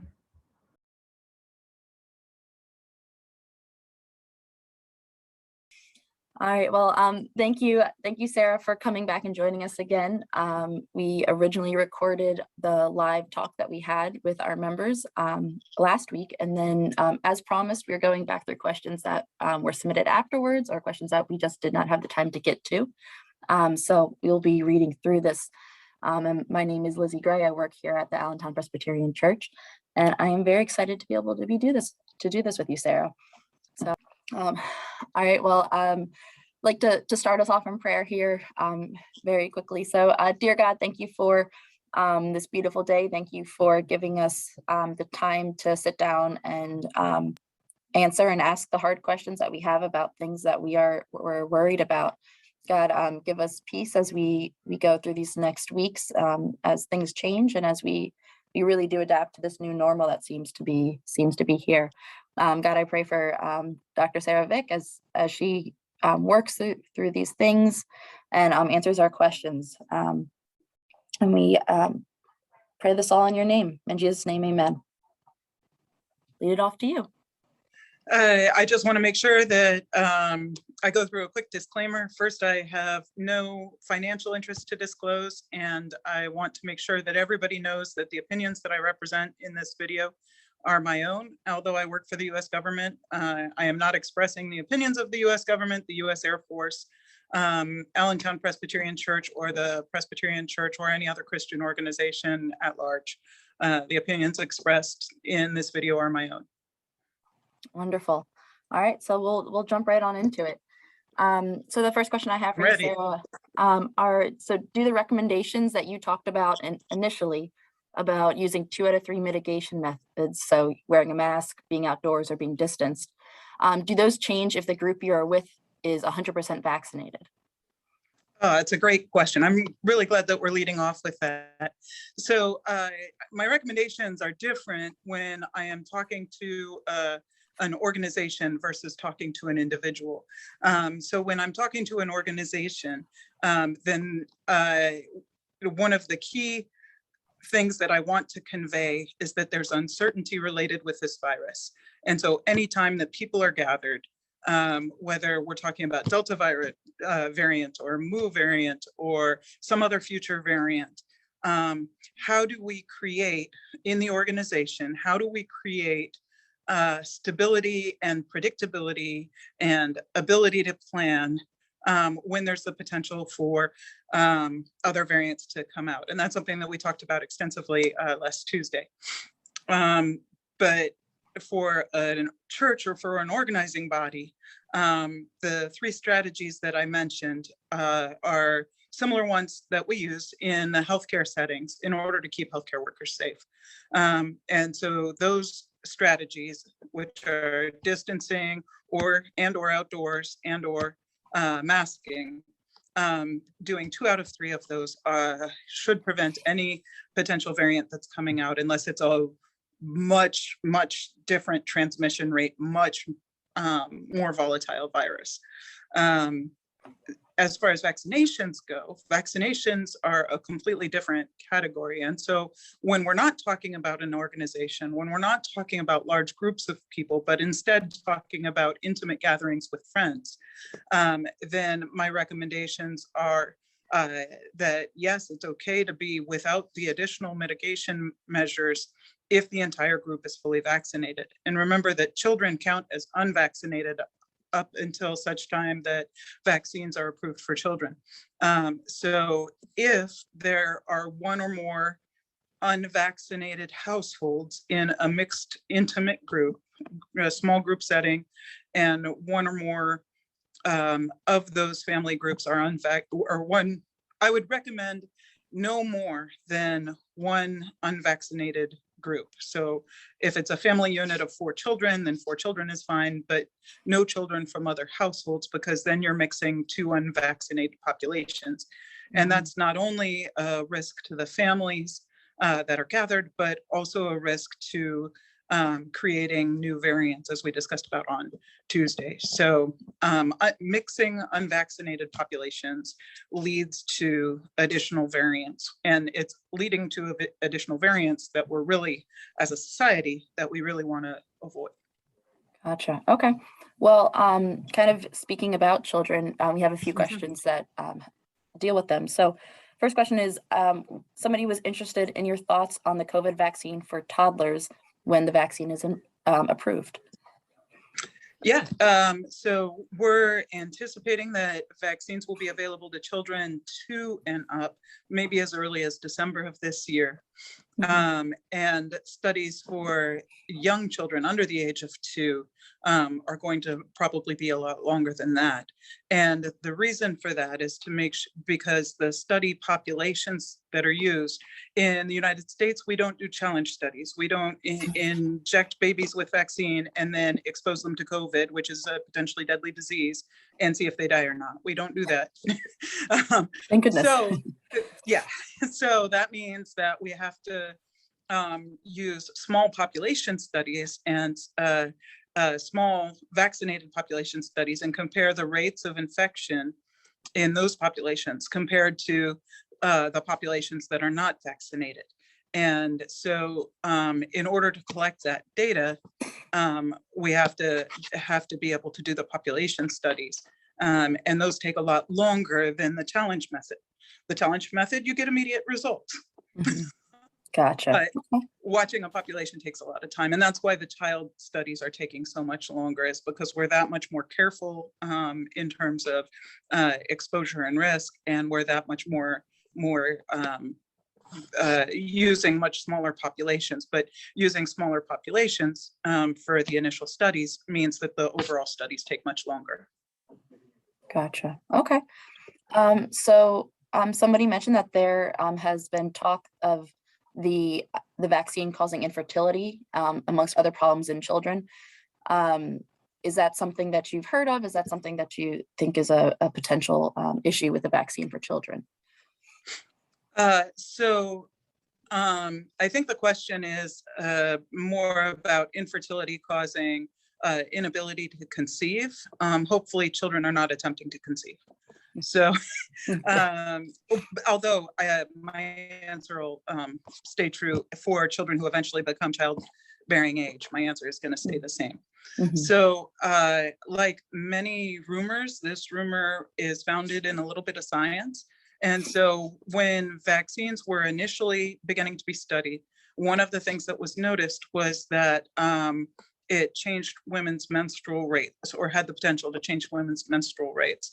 And so vaginal bleeding is listed as one of the side effects. Now, with the doses that we're using for both Pfizer and Moderna, or actually all 3, Pfizer, Moderna, and Johnson & Johnson, that's a much more rare side effect. But in the initial studies, they were using higher doses, and with the higher doses, there was increased in vaginal bleeding. That got translated into questions of, well, does that mean that if it can cause menstrual bleeding, then can it also cause spontaneous abortion? Can it also cause infertility? And so that's where the questions originated from. Now, since that time, and with the further development of the vaccines and the doses that are being used for the vaccines now, even the vaginal bleeding is a rare side effect. And there's been multiple high-grade studies in both the US and in other countries that have demonstrated that there's no link to infertility. With regards to children receiving the vaccine and possible infertility in the future, that's something we can't possibly answer because we haven't given children the vaccines yet and haven't had them grow up into reproductive age adults. So anyone who is going down that pathway, we just don't have data to confirm or deny at this point. However, because the vaginal bleeding question has been answered well with relationship to the vaccines, I feel confident that there will not be a link in the future. Okay. So continuing to talk about vaccines in children, and you touched about it briefly, but do you know about how long it will be before children under 12 can be vaccinated? And then the follow-up question to that was, do you believe that the government would recommend our children to be vaccinated to attend public schools?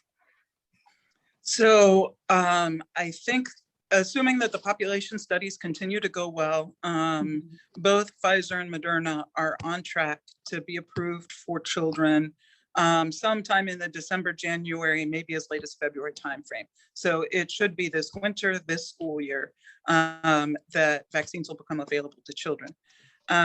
Although not at the beginning of the school year, as many had initially hoped. As far as government recommending whether or not children become vaccinated, I suspect the government is going to advise all eligible persons, including children, become vaccinated. However, it's not the federal government's purview to legislate what happens in schools. Schools are completely managed by states.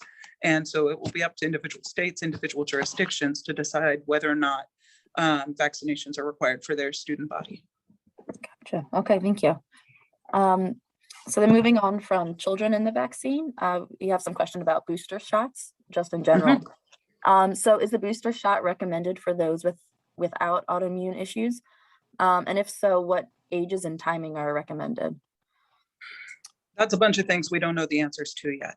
So far, for those with autoimmune diseases or increased susceptibility, increased risk of severe infections, such as those with comorbid conditions. And for those over 65, the vaccines are going to, or the booster shots rather, are going to be recommended in those populations. I suspect that the booster shots are going to be recommended for all vaccinated populations eventually. Cannot predict the timing of that because again, we're going off of population-based studies. And the population-based study information is difficult to then make recommendations off of. How long, if you're the scientist conducting the study, how long do you let a population study go on? How many people, breakthrough infections do you monitor? How many increased hospitalizations or deaths do you monitor before you say, we should try the booster? The booster appears to be more effective, and we should suggest that this happens in all populations. It has to be more than zero, but how much more than zero? And that's something that neither our government nor other countries have fully sorted out. There's some countries around the world that are being much more aggressive with their booster campaigns, Israel being one of them. And we're still seeing breakthrough infections in Israel. So is boostering a way to prevent severe illness over the long term?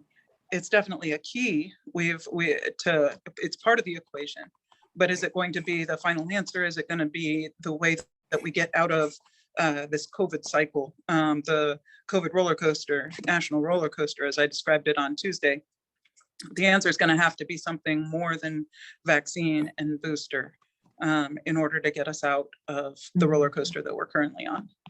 Okay, understand.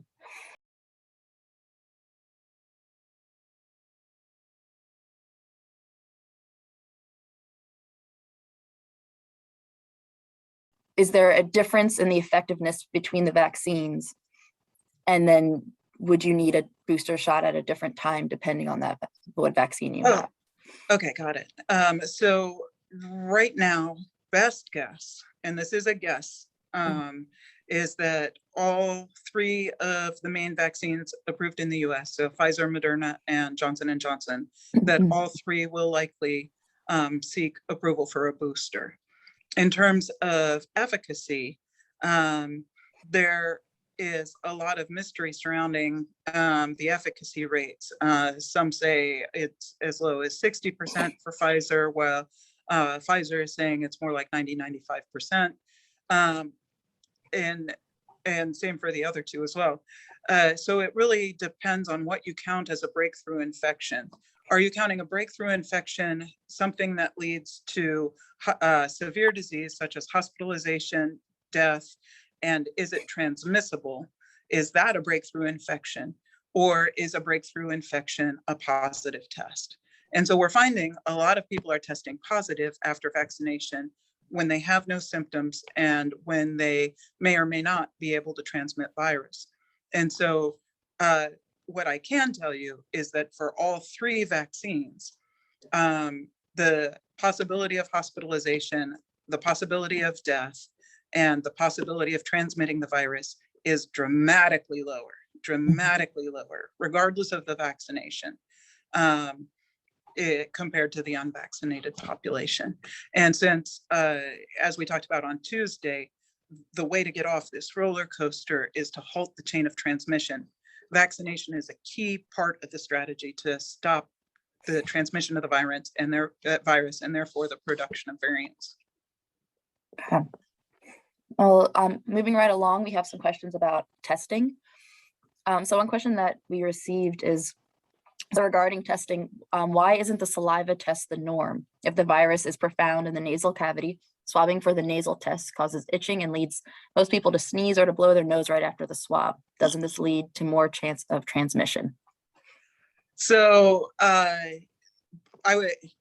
had a whole bunch of COVID tests because going in and out of hospitals and the different briefings that I give and populations that I'm briefing, there's a lot of testing involved with that. I do not enjoy the nasal swab, just like most people don't enjoy it. And it's true that if you're coughing, sneezing, blowing your nose, that you're aerosolizing virus during when you're coughing and sneezing and things.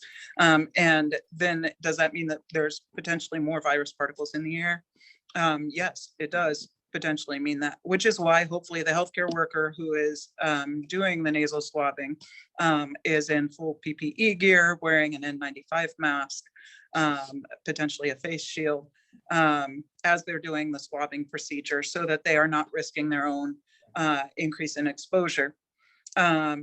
Also, if you are getting the nasal swab, an ideal testing location would be someplace outdoors or within your own car, or where you are not exposed to other people who are getting swab tests. That would be the ideal arrangement. And if you are indoors, then having your own mask off for as short a duration as possible to limit the exposure that you have to airborne particles from other people being swabbed would also be my recommendation. Gotcha. Okay. So how long will antibodies last in your body following a positive test? So that's something that we touched on Tuesday. But when you say antibodies in your system, the antibodies are going to stay for a very long time or forever, because you're going to keep a small group of, I call them scouts or guards, on duty, hopefully forever. Now, the number of antibodies in your system to be able to be picked up by one of our antibody tests, you need a lot of antibodies around to be picked up on an antibody test, such as the number that you would get immediately following vaccination, or the number that you would get immediately following infection. Right after the war, you have a whole bunch of soldiers still on staff. And so you have a whole bunch of antibodies still roaming around your system. But the life cycle of the antibody is like 90 days. And so when it comes time for those antibodies to reproduce, if there's no more war going on, then the body switches to just the maintenance, having a few scouts, having a few sentries watching for another invasion. So yes, the antibodies stay around for a long time, but detectable levels, not very long at all, a few months. And that's part of our question for, well, then if the antibodies are decreasing, if we can't count them anymore, is a person still protected or not? The antibody tests show that that your antibody levels are falling to as we would expect them to, following infection and following vaccine administration. But are those scouts that are left watching for the virus, are they enough to be able to prevent a serious infection? Again, we're talking about a population study, because we're not going to go and swab you with Delta and see if you die. So since we're not going to do that, then we got to watch population studies, and we just haven't been dealing with Delta variant or COVID in general long enough to be able to make those judgment calls yet. And so erring on the side of caution is, well, we know that antibodies are wearing off, and we're seeing that there's some infections breaking through with Delta that we were not seeing with original virus. And so, and we do see that boosters effectively increase antibodies, and boosters help train the immune system for those sentries to stay around longer term. So erring on the side of caution is where boosters are coming into the picture. Gotcha. Okay. So when should vaccinated people be tested? Same as unvaccinated people to some extent. If you have symptoms of feeling run down, coughing, sneezing, mental slowness, decrease in your sense of taste and smell, absolutely 100% go get tested. Even if you think it's allergies, go get tested if it's symptoms that are new for you, and make sure that it's not COVID. Even if you think there's no possible way you could have an exposure, there's still variants out there that behave differently, or the potential for a variant with new rules that we don't understand. And so even if you've been following all the current advice and current rules, it's still important to go get tested, because what if you happen to be the unlucky one who's carrying a new variant that's behaving differently under a new set of rules, and has a different way of getting exposed. Gotcha. Okay. So we have a question about masks. How long do you see masks being necessary? If COVID is not going away, like some people say, it's the new flu that will always be around. It's two different questions. So first of all, for now, as long as we're doing the national roller coaster, as long as COVID is with us and we're seeing case fatality rates, and we're seeing people getting sick and getting hospitalized over COVID, then masks are going to be part of our solution in order to stop the transmission, in order to stop this roller coaster, in order to stop the production of variants. Masks are going to be part of the equation. Now, as far as this being a new flu, that's a whole different question. So influenza is a virus that has a substantial animal reservoir. And what that means is that animals can carry virus and transmit virus to each other, and also sometimes those can come to people. And so because there's an animal component as well for influenza, animals such as you hear about bird flu and swine flu, and other domesticated animals or food production animals that end up leading to outbreaks of influenza and different types of influenza.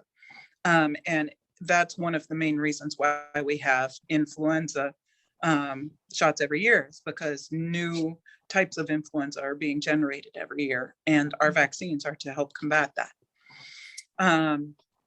The other part of that with COVID, well, can COVID be found in animals?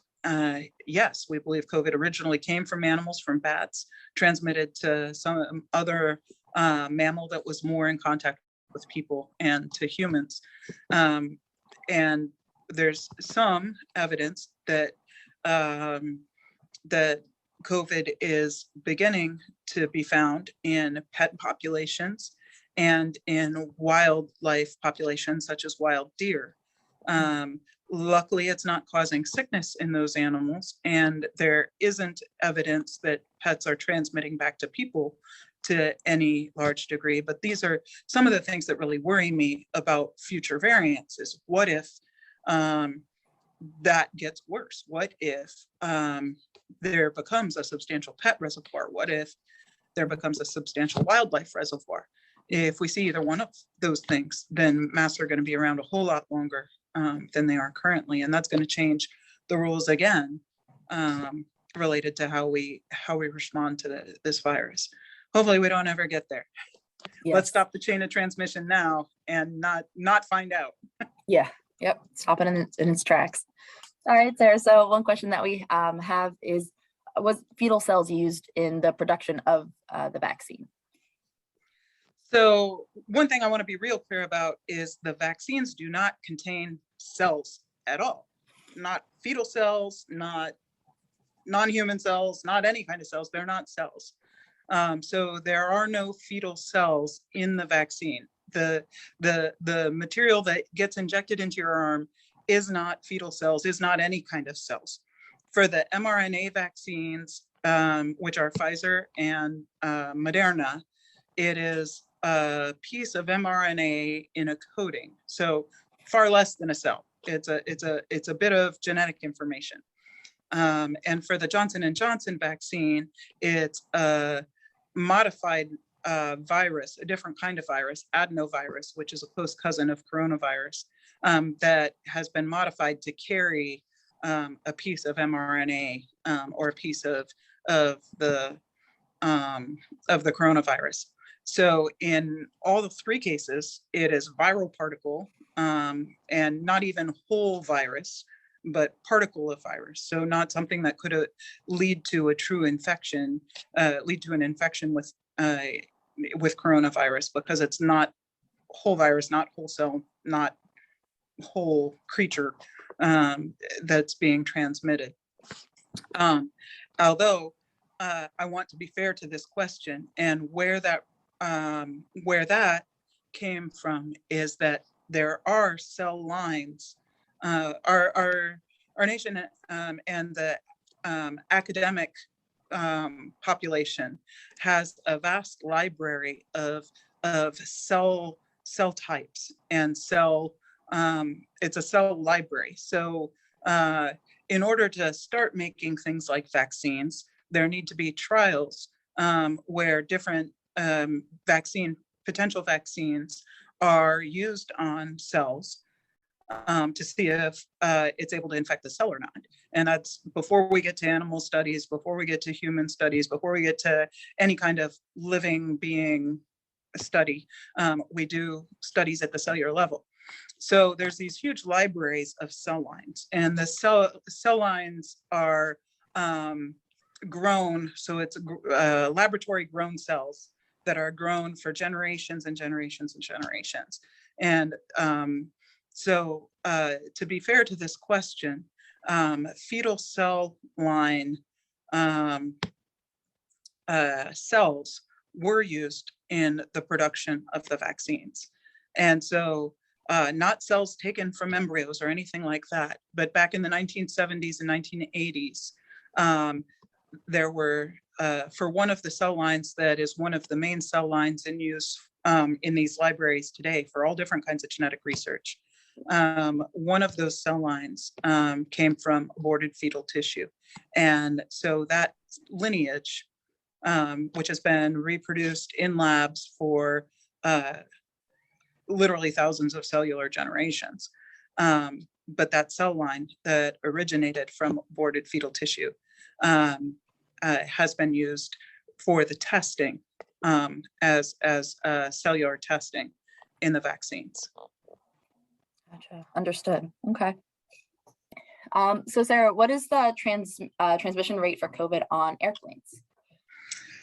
Airplanes. Okay, great. I'm glad that you're asking this. So there's been a number of high quality studies that say the transmission rate on airplanes can be 0. And so I say it that way because it depends largely on what mitigation measures the airline is using and what rules they are enforcing for the passengers. So the things that need to be in place for transmission rates to be 0 on an airplane, even international flights, even flights greater than 12 hours, is that if people keep their masks on at all times, if the airflow has been changed to include more cycles per minute, and airplane air circulation is actually turned over and filtered. And when I say turned over, I mean run through a filter system way more frequently than in a regular building. In fact, on an airplane, it's many times per minute. So airplane air on its own is actually quite a bit safer than than air in regular buildings because it has this increased flow to it, which isn't quite as good as outside, but is getting towards resembling outside because it's high movement air and filtered, assuming that they have HEPA filters in place, and high cycles per minute. Now, things that you can do on an airplane, if you are flying on an airplane to help protect yourself, first is to sanitize all of the surfaces in your general area so that virus that's settled on any surfaces, that you're not picking that up. Second is to, if you can tolerate the cold, that thing that's above you, to turn on airflow above you, actually makes kind of a cone of air protection around you, because as air circulates around you, you're getting blasted with air from above. And so viral particles are being slammed down towards the floor if you can stand the cold air. So bring your sweaters and turn your air on high. And also, if you're doing that and flying for long distances, I recommend you have some nasal saline, or use some way of keeping your mucous membranes moist, so like lip chapstick and nasal saline, because if you're blasting that full speed for hours over you, then that's going to be eventually drying and irritating to you as well. So those are some things that you can do on an airplane. Critical to not take your mask off. Critical if it's such a long flight that you need to eat or drink, to minimize the amount of time that your mask is off for eating and drinking, and to try and time that so that it is not at the same time as the people around you. But airplanes are actually safer than buildings without good airflow. Okay, great. So the next question we have is, what's your suggestion for approaching a conversation with somebody who doesn't believe in using the vaccine or wearing face masks? How should somebody start that conversation and talk to somebody? Wow. So that question just speaks volumes to the ache that we're feeling in being able to connect with each other. The person who wrote that question is clearly trying to approach somebody I presume that they're in relationship with or that they care about, and wants to have this meaningful conversation about a virus, but starting from such different worlds. That's really the question, is how do you, when there's such a gulf of information in between you, how do you start rebuilding relationship in that sense? And I have people who are virus deniers in my own family, and I feel the same ache. And so I would suggest that the most important thing is connectedness. The most important thing isn't proving if you're right or proving if the other person is right, or hearing each other's proofs or starting from a place of discord. That's no place to start any relationship or heal any relationship. So For your loved ones who you may have difficulties having these conversations with, start from the place of love.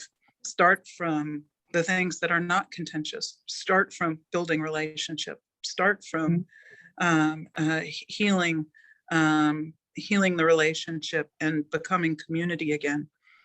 And questions of the virus will eventually work themselves out.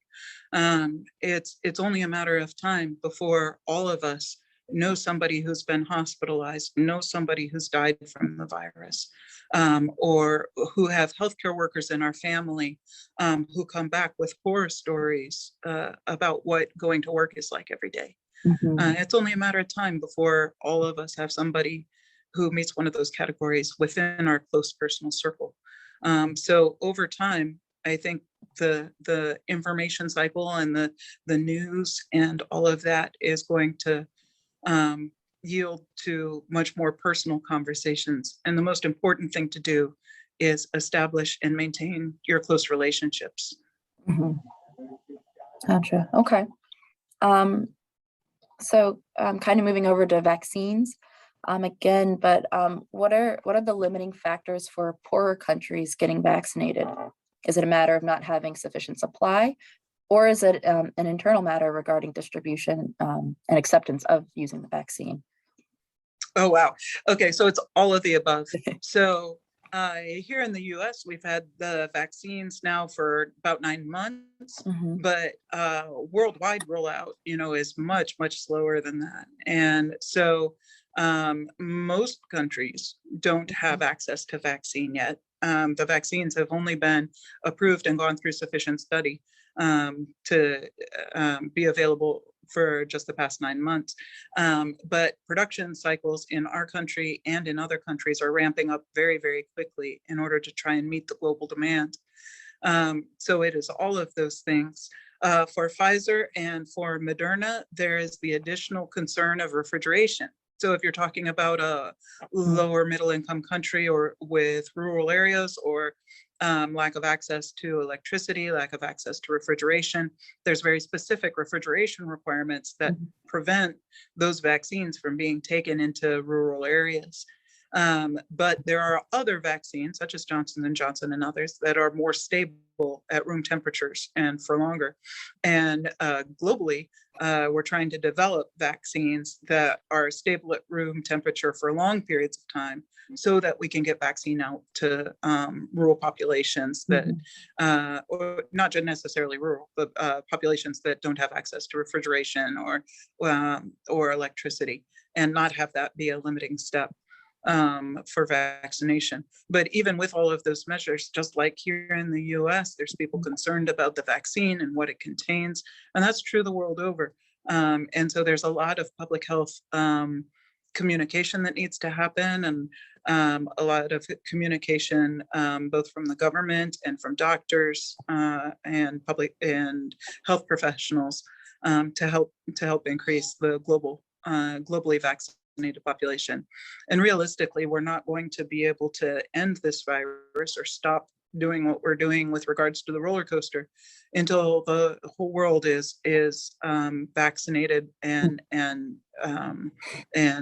the chain of transmission of this virus is curtailed or stopped. Okay. The next question that we have for you is, what are the latest thoughts on the origin of the virus?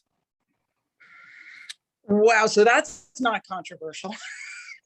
So I can tell you what we know, and I can tell you what it's like working for a person in the government in biosurveillance. My job, my day job, is watching for emerging threats, emerging biological threats. So that's watching for development, of new and novel infections, but it's also, my job is watching for potential releases that may come from sinister motives. So I happen to have a fair amount of experience in this area. And here's what I can tell you. For sure and for certain, we know that this coronavirus, specifically SARS-CoV-2, existed in bat populations prior to any human cases being developed. So well prior to like October, November 2019.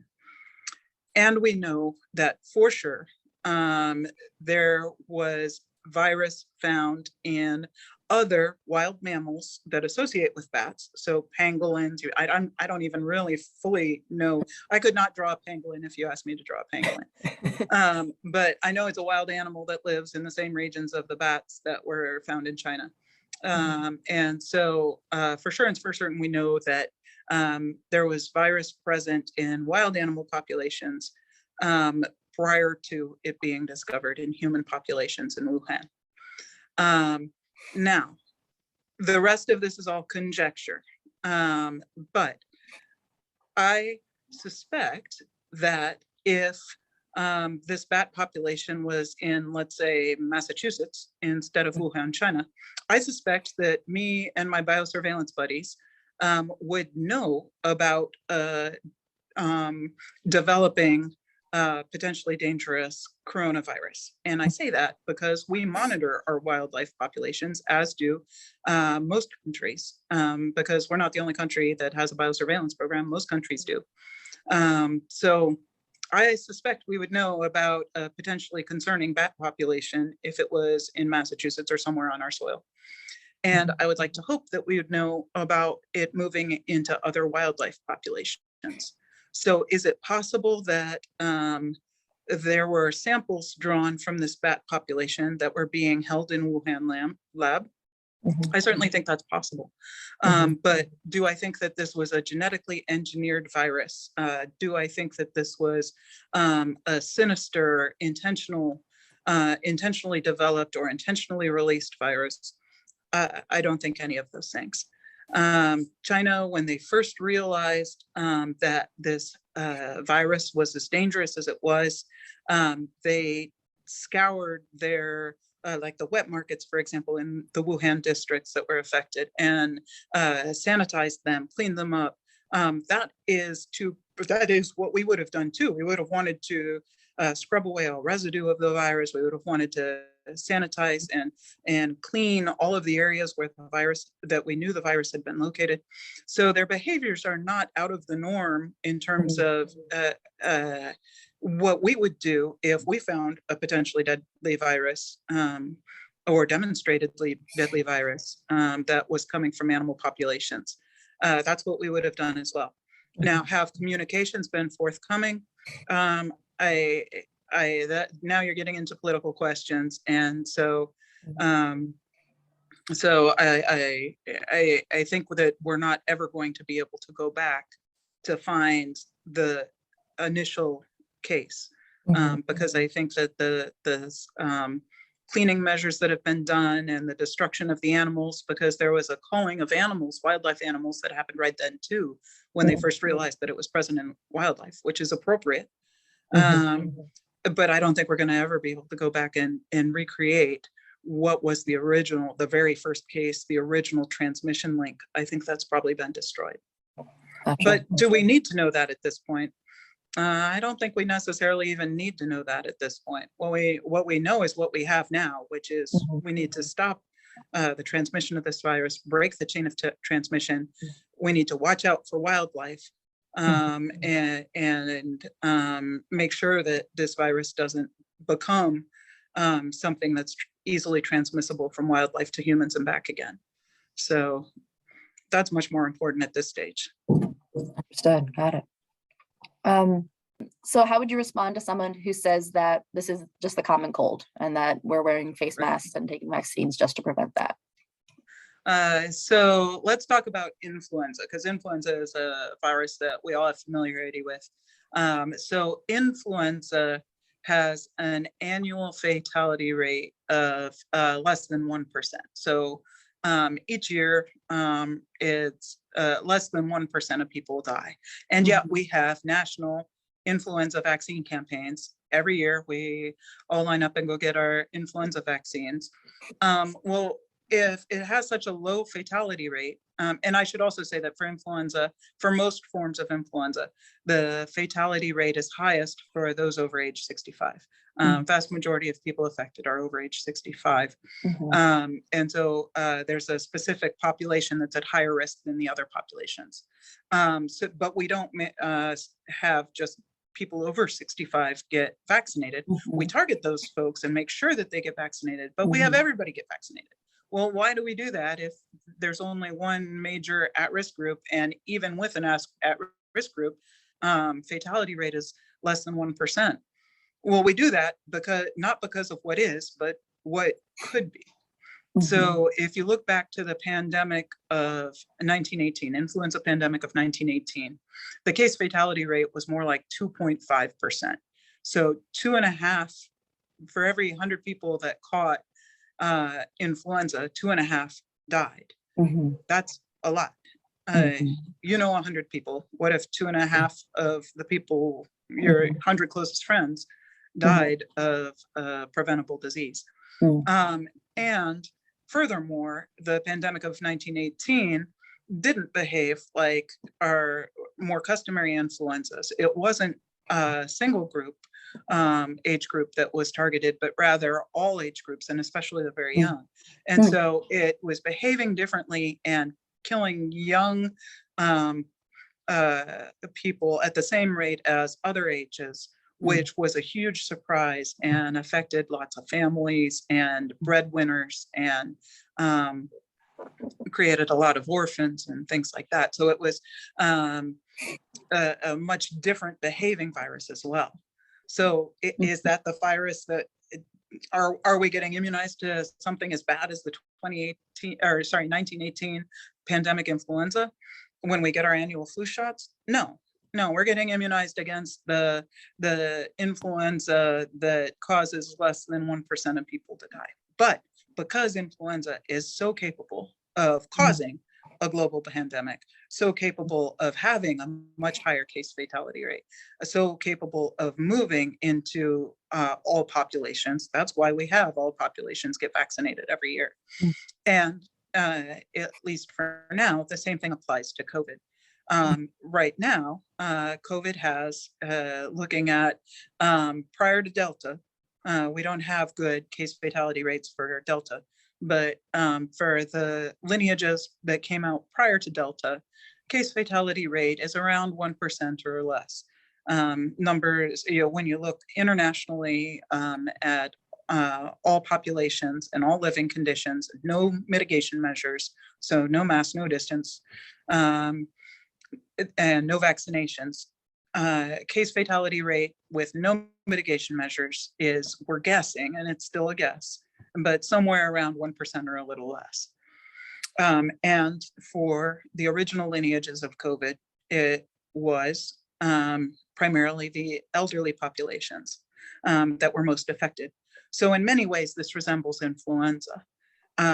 We also know that COVID is very, very good at mutating, as we've discovered over the past year.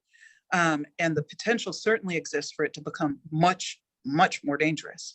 So if you look at other coronaviruses, for example, MERS, Middle Eastern Respiratory Syndrome, the case fatality rate for MERS is about 35%.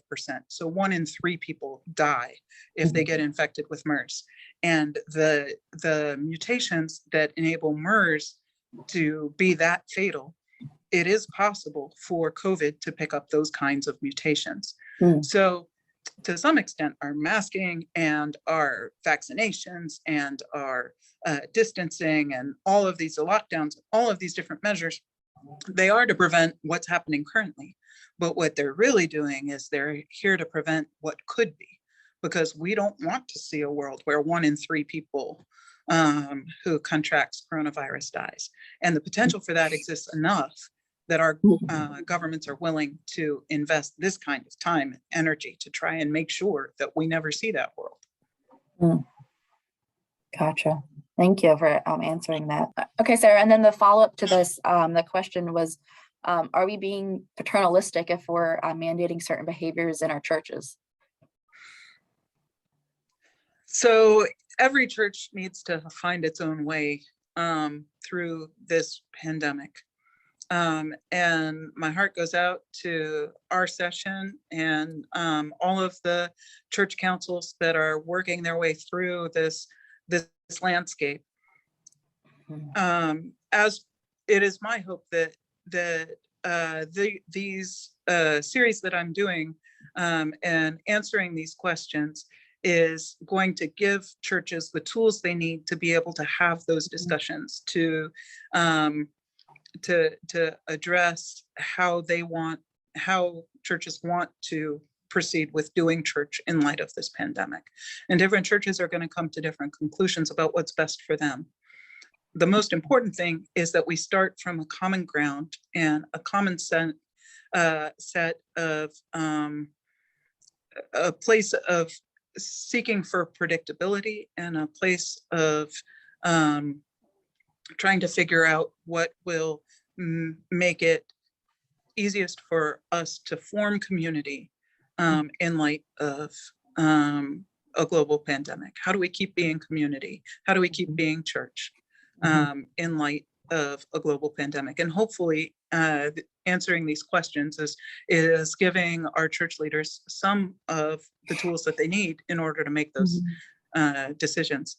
I would also like to offer that for any church leaders out there, either I'm already engaged with Allentown, but for any other churches in the Presbyterian Church or others who are struggling with these same kinds of questions, please contact our church staff and feel free to ask questions through our church staff. They can get a hold of me, and I am happy to help any church figure out its protocols, figure out how they want to address doing church in light of this pandemic. And I can't give you answers about how it's best for your congregation to do church, but I can tell you what we do know and what we don't know, and how to try and best protect ourselves in light of what we do and don't know. Yeah, absolutely. Well, with that, I think we've kind of gone through all of the new questions and questions we hadn't gotten to previously in our recording. And so I'd just like to take this time to thank you for being here and taking time out of your busy day. We appreciate. My pleasure. Yeah, absolutely. And just kind of talking through this in a really digestible way. It is incredibly helpful. So thank you so much. And like Sarah said, in the information with this box will be information to reach our church here at Allentown Presbyterian Church in New Jersey. And we can field any questions and reach Sarah for you. So, all right. And then I would like to close us off in prayer, if you don't mind, Sarah. That's great. Thanks. Wonderful. Well, dear God, thank you so much for this this amazing conversation that we're able to have with Sarah. We are so grateful for her expertise and her experience in this, and for her willingness to sit down and really talk to us about these things. God, we do not take this lightly, and we are so grateful to have your power through the work of scientists and doctors and people that just really care for us and want us to stay safe. God bless this time together, and we just thank you for this opportunity. So we'd like to close this out in Jesus' name. Amen. Amen. Amen.